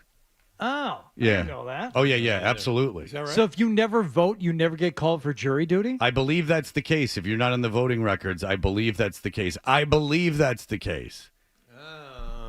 All right, guys. Okay, that's what I believe. Okay. All right. Don't sue me if I'm wrong. You stay with that. That's fine. Because I look at these questions, and I need to know if State Auditor Diana DeZiglio is going to investigate the Massachusetts legislature. She wants to launch an audit, and I don't know. I need to get my thoughts in on that. Just as a quick aside, Fred, I'm looking at a piece here that says claims that voting makes you more likely to be picked for jury duty are misleading. That's what they want you to think. Election officials say you can still get summoned if you have a driver's license or if you pay taxes. I don't do either. Okay. I mean, well, you do get driven a lot of places that you could easily drive yourself. I know. I wonder if you have a driver's license. I spoil myself with a lift. I don't like parking. I don't. And if I had to park at the Patriot game, I'm such an idiot, I would have really been in for it. Especially with the violence shown towards our car. Question 2 is the MCAS graduation requirement, which I do not like. I do not like the MCAS. So what am I voting on that? Yes, I believe. Yes. You're voting yes I'm on voting that one. yes on 2. Yes, As I that's- encourage everyone to do. The MCAS are a huge waste of time. The teachers will tell you that. And it's not because they're lazy. It's because they have to teach the test. I've actually spoken to teachers in the last week that have said that exact same thing to me. Yes. Fred, you know I do a lot of advocacy work in that space, and I'm here to tell you the same as what John just said as well, especially for kids with disabilities. It's a big takes away a lot of resources that could be better used. But in the interest of equal time, not all teachers feel that way. There are teachers who are endorsing the no vote. Really? Yes. Because all my kids' teachers have always said that they didn't like the MCAS. And then they explained why. My kids hate them. So I got that going for me. Yeah. I got to vote. I vote for the children because they are the future, which is what you should be thinking about. The legalization of psychedelics, I don't care. Sure. Whatever you want to do with that. Let's all get ketamine therapy. You probably do like that. You druggy. There's a governor. Have you on ever done that. ketamine? No. Not even unknowingly? Well, then how would I know? I'm doing cocaine, and it's not having the effect that I thought it would have. This seems to be a disassociative. Perhaps it's ketamine. That's how you would know. Like, I smoked angel dust without knowing, and then I was pretty sure these are dusted. When I was... You got wet? I got a little wet. Hey, baby, you want to get wet? Hey, man, have a drag of this. You're going to see monsters. You're gonna think you can fly. I didn't know you liked to get wet. I like to get Germ. wet. Ew. Russell Simmons, a big angel dust guy. Oh. Our manager's always high on dust. He's got his own room at the back of the bus. Yeah, he always smokes dust. He always smokes dust. That's in reference to Russell Simmons. You want to get wet, baby? You want to fly with the angels? Come over here, shave your chest and act like a lady. You know what, baby? Let me pull you by them chest hairs. Get down here. Get down where? What do you... Get down, baby. Dance. Dance for daddy. Look, I got you. You gonna dance with me, or do you want me to dance for you? You do what I say. I don't move. Daddy only puff on this sweet, wet jazz cigarette. I got wet. Now that's gonna be in my head all day. And question 5 on the tip minimum wage. I've been told by servers that that's a bad idea because it's gonna put these independent restaurants out of business. You vote no if you want to go in that direction. Is that correct? Here's what you need to know: question 5 would require all tipped employees in Massachusetts to earn at least $15 an hour. The ballot would allow tips to be pooled with workers who do not interact with customers directly, including cooks. That happens already. You tip out the cooks at the end of the night. So anyway, everyone I know in the service industry is saying that's a bad idea. It just I don't know seems like a bad idea. I don't know if all the cooks get tipped. I don't know if that... We tipped out the kitchen. You don't get tipped. We tipped out the host stand in the kitchen and in the bus boys. The kitchen, but it depends on what restaurant. Yeah, you're right. Not all restaurants. Yeah. Like I'm sure like at a nice restaurant, you don't tip out the kitchen. So I went to one restaurant here, it was a couple of years ago, where they tell you up front that there was a like 18% gratuity added onto your bill that went to the kitchen staff, and if you wanted to tip your server, that was on you. So they added in the 18% that didn't go to front of house at all. That was only to the back house people. Okay. Oh. Was it like a more inexpensive restaurant than normal? Like, was there some value that was passed on to you? I'll tell you why, maybe, and that's an interesting question. It was kind of like a tapas restaurant, so there was a lot of food and a lot of different plates being churned out during the night. Okay. So maybe that had something to do with it, but what it resulted in was a 40% gratuity by the end of the night. That just seems like someone who doesn't want to pay their kitchen. And I'm not being snide. Like, that just sounds like we don't want to pay our kitchen. Like, why aren't you paying them? Yeah. Like, and by the way, if you're ordering like a table full of tapas, that's going to be more money than like 4 entrees. I mean, if you go on a date 2 people to a tapas restaurant, like you're getting 4 or 5 things. You're not eating it all. Well, I don't have to do that anymore. That's on you, pal. You're going to go on dates to tapas restaurants. God bless you. It's not as much of a experience with a prostitute if you take them out to dinner. It's called a girlfriend experience, and it costs extra. It seems like they really like me. I try to win them over before I leave the envelope with the cash, but it is what it is. Timma emails all the time. Timma, go ahead. Hey, good morning, Fred. Good morning, Hardy and Jen Wallach. Good morning. Hey. If I sound upset today, it's because I kind of am. Just that there's no morning sports radio show in that I can call to request really cool classic rock. Yeah. And then I heard you guys talking about Jim Gray, and I was thinking maybe you just indulge me with the request and play The Passenger by Iggy Pop, because Jim Gray is truly America's passenger. All right. Well, listen, that would be quite a day. We do have fat bottom girls if you're in need of that. I never get tired of that. Well, no matter how many times he plays Adam has it on right there. I never get tired of that. You know what I like best about it is the low quality cut. You know, it doesn't even finish the whole. There's no reverb fade to it. It's just Stop. I would have played 5 songs an hour the minute I got that job and just kept that audience. That would have been my first thing. And then I gradually would have started making fun of it and getting rid of it song by song. That would have made more sense. But there you go. That's what I would have done. I also would have given someone co-billing, so I would have a true partner. But that's what I would have done. All right, very good.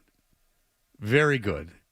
Johnny Wallach, do you have anything that you would like to say on the matters at hand on the ballots today? No, actually, I've been told by many service people that they are very much against the I forget the name of the law. Question 5. Question 5. They're very much against Question 5. I've spoken with more than one teacher about Question 2, and they agree that they specifically have to teach towards the exam and not what they necessarily want to, what they feel will be best in the interest of the children that they are teaching. So they do not like that at all. Is that a no on Question 2? No, it's a yes on Question 2 to eliminate that. That's what Adam said. It's a yes to eliminate the question. Question 4, I don't necessarily care all that much either. I think even if the psychedelics are legalized, there's a governor on that. There'll be some kind of not you and I, legislative. we're going to go get ketamine therapy. Okay, very good. Well, again, there was originally a proposal to have me do a different drug every Wednesday on this show. That was Hardy's wild idea. Yeah. He's trying to get everyone in trouble. What I do like is that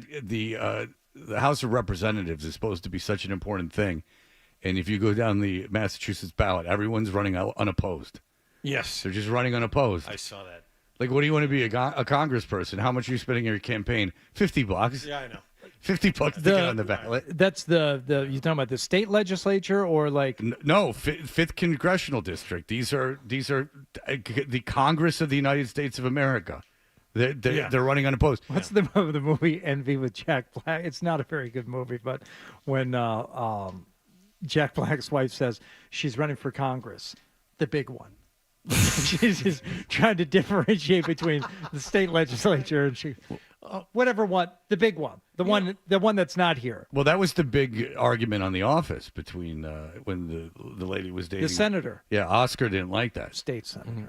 Yeah, state senator. I wonder if the wild card is up for re-election this year. Marshall Hook up in Topsfield. Remember, he runs the place now. Oh, I would throw all my support behind I wonder if Marshall Hook. Hook is up for selectman again this year. Oh, you know what? Damn it. You just reminded me of something. He texted me the other day, but it was during the show, and I forgot to text him back. Marshall's a big fan of the show. Yes, he does. Sorry, Marshall. We love Marshall. Yes. Don't you hate that? You get a text from somebody that you like and you're friends with, and then you end up accidentally ghosting them. What was the subject matter of the text? Was it about the show or is it about something else? It was about something we were talking about, I'm sure, and he was probably adding some information to the conversation. Okay. But all right. Well, listen, the award-winning email segment is on the way now that you know how to vote on the ballot proposals. Yeah. Now that you will follow our advice, as we've just done our civic duty to guide you in the right direction. We have another email, an interesting email from Sarah from Everett to share. To everyone. Oh, Sarah from Everett, who apparently sees me walking my dog as I walk around the streets of Newton. Only she has an opinion on a guest on the show. I think we need to share. Let's hear it. I got to say, John Wallach pushing segments along, putting big teases in here. I like this. He's got to steer the ship sometimes, and he's got to be allowed to. He's got allowed to take control of the wheel when needed. All right, we will be back in just a moment.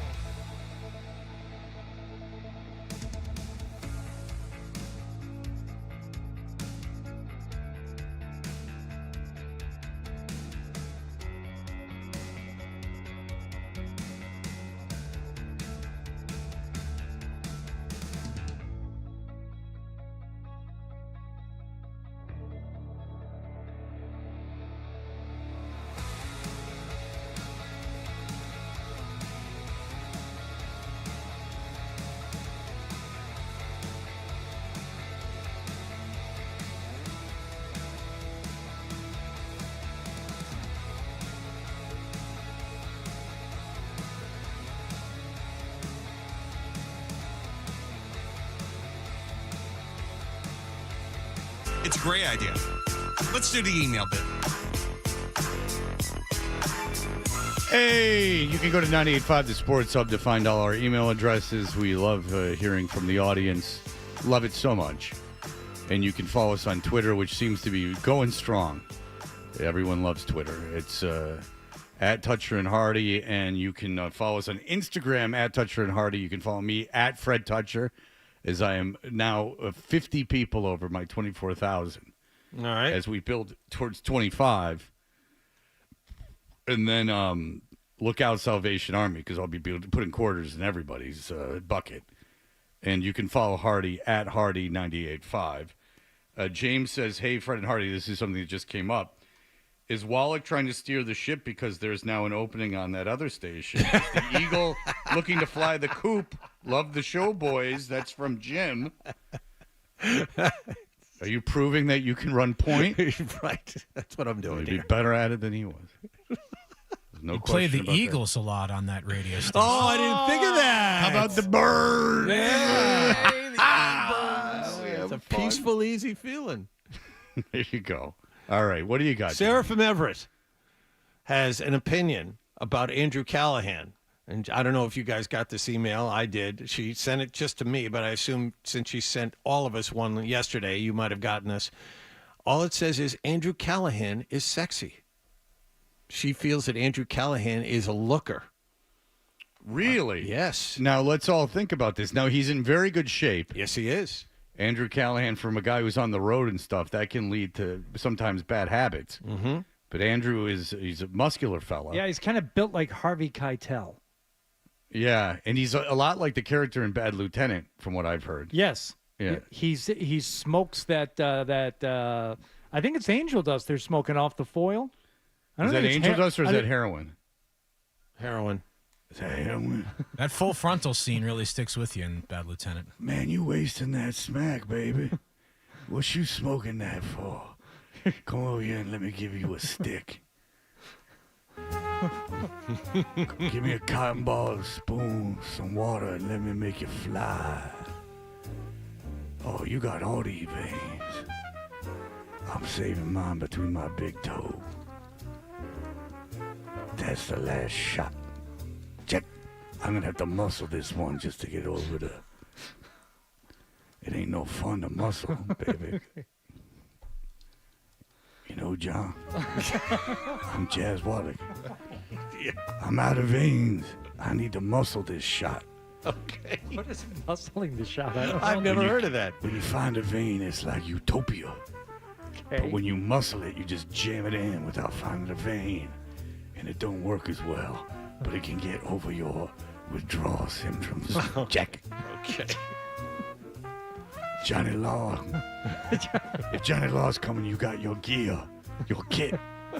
You jam yourself and you muscle that shot. And then you skedaddle. Baby, you ain't breathing. It's taking a turn now. No, I'm going to save her. I got Narcan. Everyone should have Narcan on hand. I got a text from Mike, the Comcast guy. Oh, good. Good morning. My brother sent me this morning's chat about the cable guy. I felt like the guys think I used your cell as a personal loophole. Think you know that's not my intention. Let Fred and Wallach know I'm not a crazy person. Just like helping customers out and avoid the customer service when it's not necessary. I look at this as a function of customer service. Mike, you're doing the right thing. Let Fred know my knowledge of his poor experience was from a previous coworker listening to him vent in the past about subpar service. No, the one thing that I can remember talking about on the air is that we had a handyman come to my old house to install a television, and he ended up having...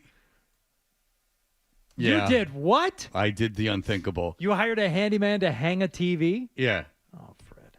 And I was sitting there, and he goes, "Can you hold this?" Oh, I remember. And I sat there holding it. Story. He reeked of weed like to such a degree, like he didn't even try. Like he hotboxed the entire way there. He reeked of weed, and he was like, and he was just standing there while I held the TV. And finally, even my dumbass figured it out. Yeah. And I figured it out, and I ended up doing it myself. And, usually just to get out of it, I would be like, here's your money. But then I was like, all right, I figured it out. You can go. And I did it myself. I had my son come up, and he helped me, and we did it while he stood there just out of his mind baked. I don't doubt that a lot of people are high when they're doing stuff during the day, and it doesn't bother me. But this guy was like out of his mind high. And then he goes like, that's like $150. And I went, no. I go, there's no way you're asking for money, dude. Come on. Like, I'm not going to pay you. I just did it. I mean, I held the TV. You did literally nothing. If he would have held the TV, I would have paid him. Right. So, and then he didn't care. He wanted to just get out of there. Probably get some more of that. Get wet again. My favorite email of the day was just a reply that you sent, Fred, and I won't say what the original content was, but you just replied to the guy who had terrible things to say about the show. He said, why don't I have some class? Yeah. And I said, because that's entertaining. And you just an etiquette lesson. That's what I should do every day on the show. Why don't you have some class? Oh, I don't know. It's entertaining. It was sent to both me and you, and he replied all with, you have an AOL account. Yeah, it's bad enough I have a Yahoo account. Your AOL account pretty much trumps anything that you have to say. Yeah. Why don't you have some class? No. Class isn't interesting. This is my pulpit, and I choose not to have any class.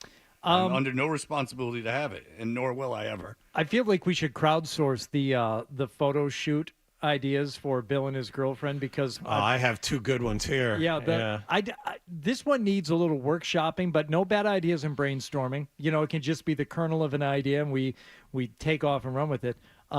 Next couple's costume, Raggedy Ann and Andy. Dopey plaid, red mop hair. It's perfect. That's from John. Okay, so this is Bill Belichick. Again, his 24-year-old girlfriend has got really him by the balls, and she's got him doing ridiculous stuff, like putting on Halloween costumes and going out to the beach to take pictures. So I said, this is great. This 24-year-old girl is the alpha in this relationship from this guy that demands to be taken seriously and, demands respect, like as a leader of men. And he's got a 24-year-old girl making him dress up like a fisherman that caught her dressed as a mermaid on the beach. And I said, is it out of the realm of possibility that at this point her and her friends are effing with him? And they're just seeing what they can get him to do. Like, take a picture at the corn maze, boy. Like, come in here and take a picture at the corn maze. And then, you know what? For Halloween, we're taking pictures. And again, I use myself as an example because I can only speak for myself. I've, been single, Hardy, for 2 years now. Oh. And I've never put a picture of myself with someone on social media, and in a large portion of that is my kids. Like, I don't want to do that, and it's really not something I feel the need to talk about. So I like if 24, 34, 44, if a woman was like, I want you to dress up for Halloween, if it meant a lot to her and we were going somewhere, I would dress up for Halloween. I would do that, and if I liked her, I would. But if she's like, let's take pictures for the internet, I would say there's not a chance in hell. So my point is this: she can obviously get him to do anything. Next time, dress him up as a little Dutch boy, with a balloon and a big lollipop, and like a foppish dandy haircut, and let him do that. And Raggedy Ann and Andy, that's not as bad as the thing on the beach. Raggedy Ann and Andy, that's just a costume that he put on, and he could be sitting there sulking. They went to the beach. The party wasn't at the beach. They went to the beach specifically to take photos for her Instagram account, which is great for her. And a little shady, if I'm Bill Belichick, why do you want to do this so much? To express your love for me? Like, think about that. Like, how is this? This seems to be benefiting you a lot and doing, at best case scenario, doing nothing for me. But in the eyes of many, making me look incredibly foolish. Yeah. And almost cuck-like. Go ahead. This one may not be as good as the beach photo, but this one is from Matt. I may have missed this yesterday, but how has Fred not hit on Bill's girlfriend dressing him up as a little sailor? Like the old Donald Duck get-up, all bare ass. Well, that's sort of like what I'm talking about. Yeah. I said, why don't they get a puppy together and then have him put on a bathing suit and have the puppy pull the bathing suit and him look sheepishly at the camera like to do the Coppertone hand and see that big butt Is Nike still with us? Nike the dog? Oh, yeah. Or Who got custody of Nike Linda, the dog? Did Linda get Nike? I don't know. That's a good question. Yeah.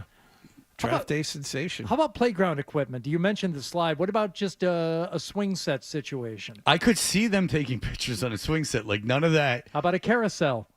I could see, you couldn't see them going to like a beach town and like going, hey, Bill, get on the carousel so I can take pictures. One of those oversized Adirondack chairs. Those are fun. You take your picture on that thing. Look, I'm a little. No. She's got it to take it to the next step. She's got to dress him up as like a fisherman's, like a manly job. She's got to dress him How up. about the like, Gerber baby? Yeah, see, that's what I'm talking about. Maybe just dress him as a baby. Or like a lamb, and she's the like sexy like sheep herder. And she's got the big cane. Yeah, Little Bo Peep. Right. And he's one of the sheep that she lost. And, oh, look, I found my little sheep. And he's on all fours. This is the guy. If I'm an owner and he comes to me, I'm going to go, no. Bill. No, old man. Okay. Post for more photos. Maybe for Thanksgiving, right? Everyone's got a big plate of turkey and stuffing and stuff in front of them. But Bill is the Gerber baby. And he's got a little curl down his forehead. And he's got his little balled up fist. And he's just got a jar of banana paste in front of him. Well, or perhaps he's in a high chair. And he's made a mess of things, and he's more wearing his food than he's eating. Oh, the little scamp. Yeah, you put Bill in a baby chair in a diaper. The bib. Can you convince me he'd say no? Barry Siegel says maybe an Oompa Loompa. See, I could see that already happening, like that. Like dressing, if it was just they dressed up for Halloween, I'd gloop because he needs the lederhosen. He needs the full outfit. If it was just like a Halloween costume, like sometimes you do things for the person that you like or love because, you know, they want to do it and it brings you satisfaction. That I would make fun of them for it, of course, but it wouldn't be this bad. Like going to the beach and like setting up a photo shoot is something I just wouldn't do. Like I wouldn't do it. I'm in the same situation as Bill. He's a divorced guy. I'm a divorced guy. You know, he dates women. I've dated women. Like, I just wouldn't do it.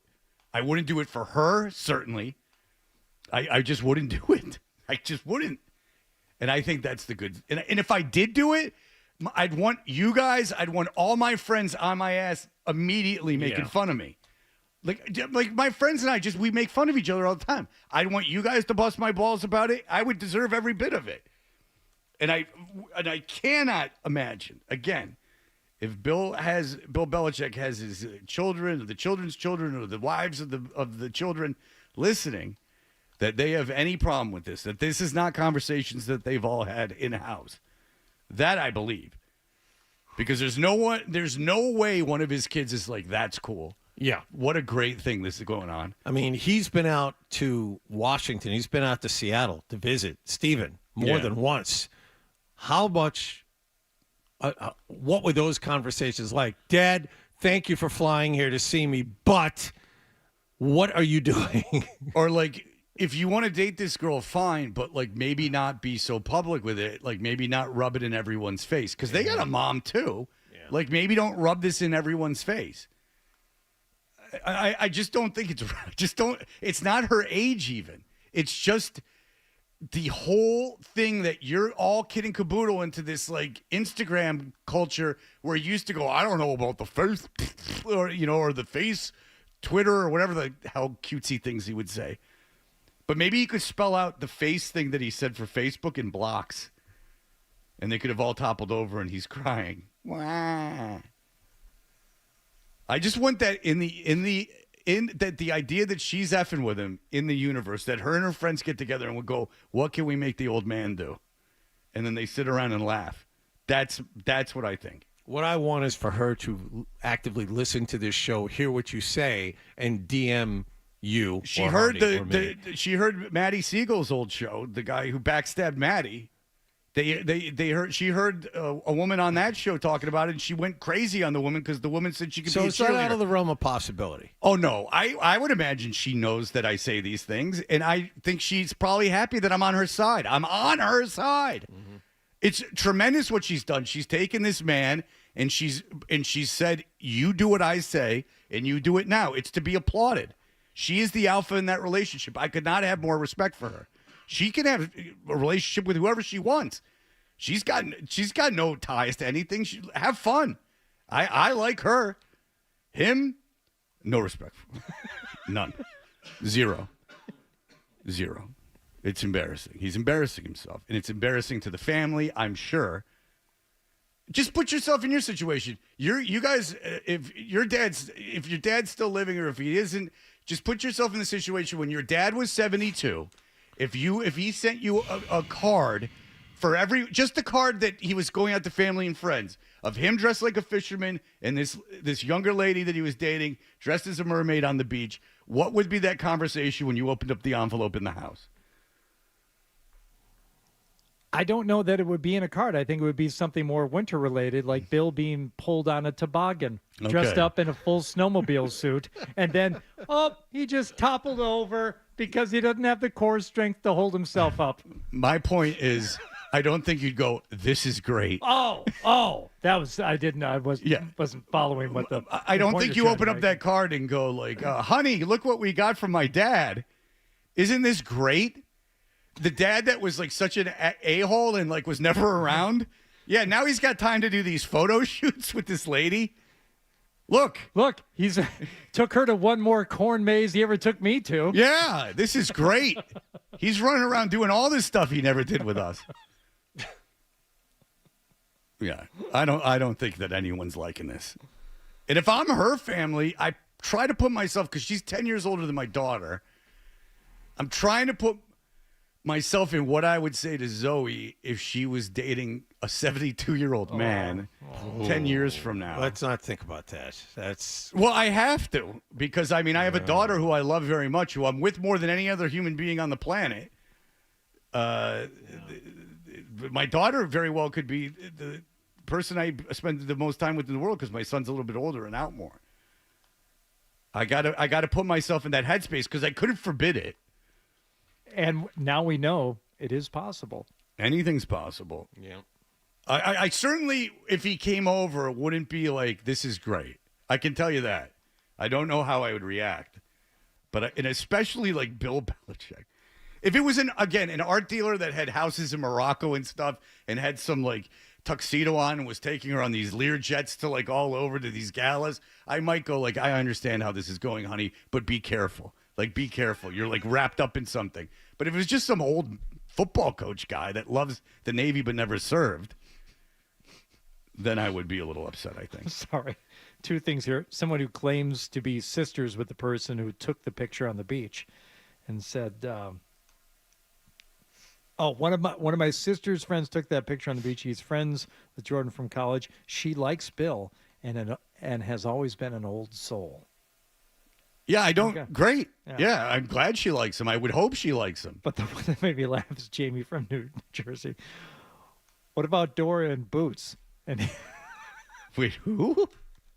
Dora the Explorer. Oh, so she would be Dora the Explorer. And Boots the monkey. He said, and she's Boots. No, she's not Boots. He's Boots. What if she just dresses him as Carrie from the movie and just covers him in pig's blood? Has him stand there like a big scamp. Not as cute. No, but it's for Halloween. Like, she really wants to put a scare into people. I like that. Like, she likes him a lot. No kidding. I don't think that she doesn't like him. I hope she does. I hope she's in this relationship by her own will. But she obviously is in control of the relationship. Everyone has to understand, I have respect for this woman.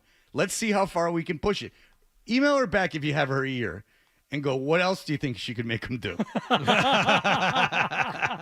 Like, could he be the roast and put an apple in his mouth and sit on top of the table? Like Kramer in that episode of Seinfeld when Newman would look at him? The turkey. He could be the turkey from Seinfeld if they watch the reruns. All right. I'm going to, by the way, ladies and gentlemen, talk about this probably every day because it's the best. All right. We'll be back in just a moment with the award-winning Stack.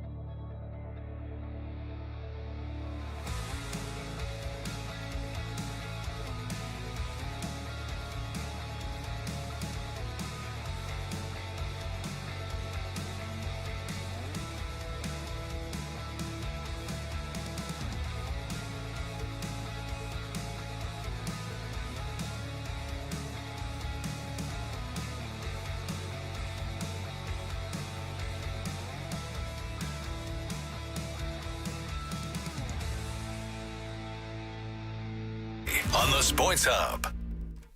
We know what you're thinking. What could I possibly have missed from the show? It's time for The Stack on Toucher and Hardy. Hey, we are Toucher and Hart. Brought to you by D'Angelo. Grilled sandwiches, freshly grilled, freakishly good. D'Angelo classic steak and cheese. Savory steak and melty American cheese piled high on golden brown bread. Golden brown bread. Devour one today. We're brought to you by FanDuel Sportsbook. Make every moment more with FanDuel. What's going on, guys? Some music things that we didn't get to today. Billy Corgan has in the past lashed out for magazines that put together lists of greatest guitar players for either not including him or ranking him too low. He said, most people don't even recognize my contributions as a guitar player, he said in Guitar World magazine. I usually don't even make those lists, or they'll put me behind somebody who I play circles around. I don't mean to denigrate the people in front of me, but come on, you know? I'm writing the songs, lyrics, melodies, arrangements, and playing most of the complicated guitar. And I'm capable of doing a solo on top of that. Huh? Can I ask you guys a question? What is the definition? Because I've been thinking about this actually a lot lately. What is the definition of a good musician? Now, here's my reasoning. What if something's incredibly simplistic but is incredibly pleasing to the ear?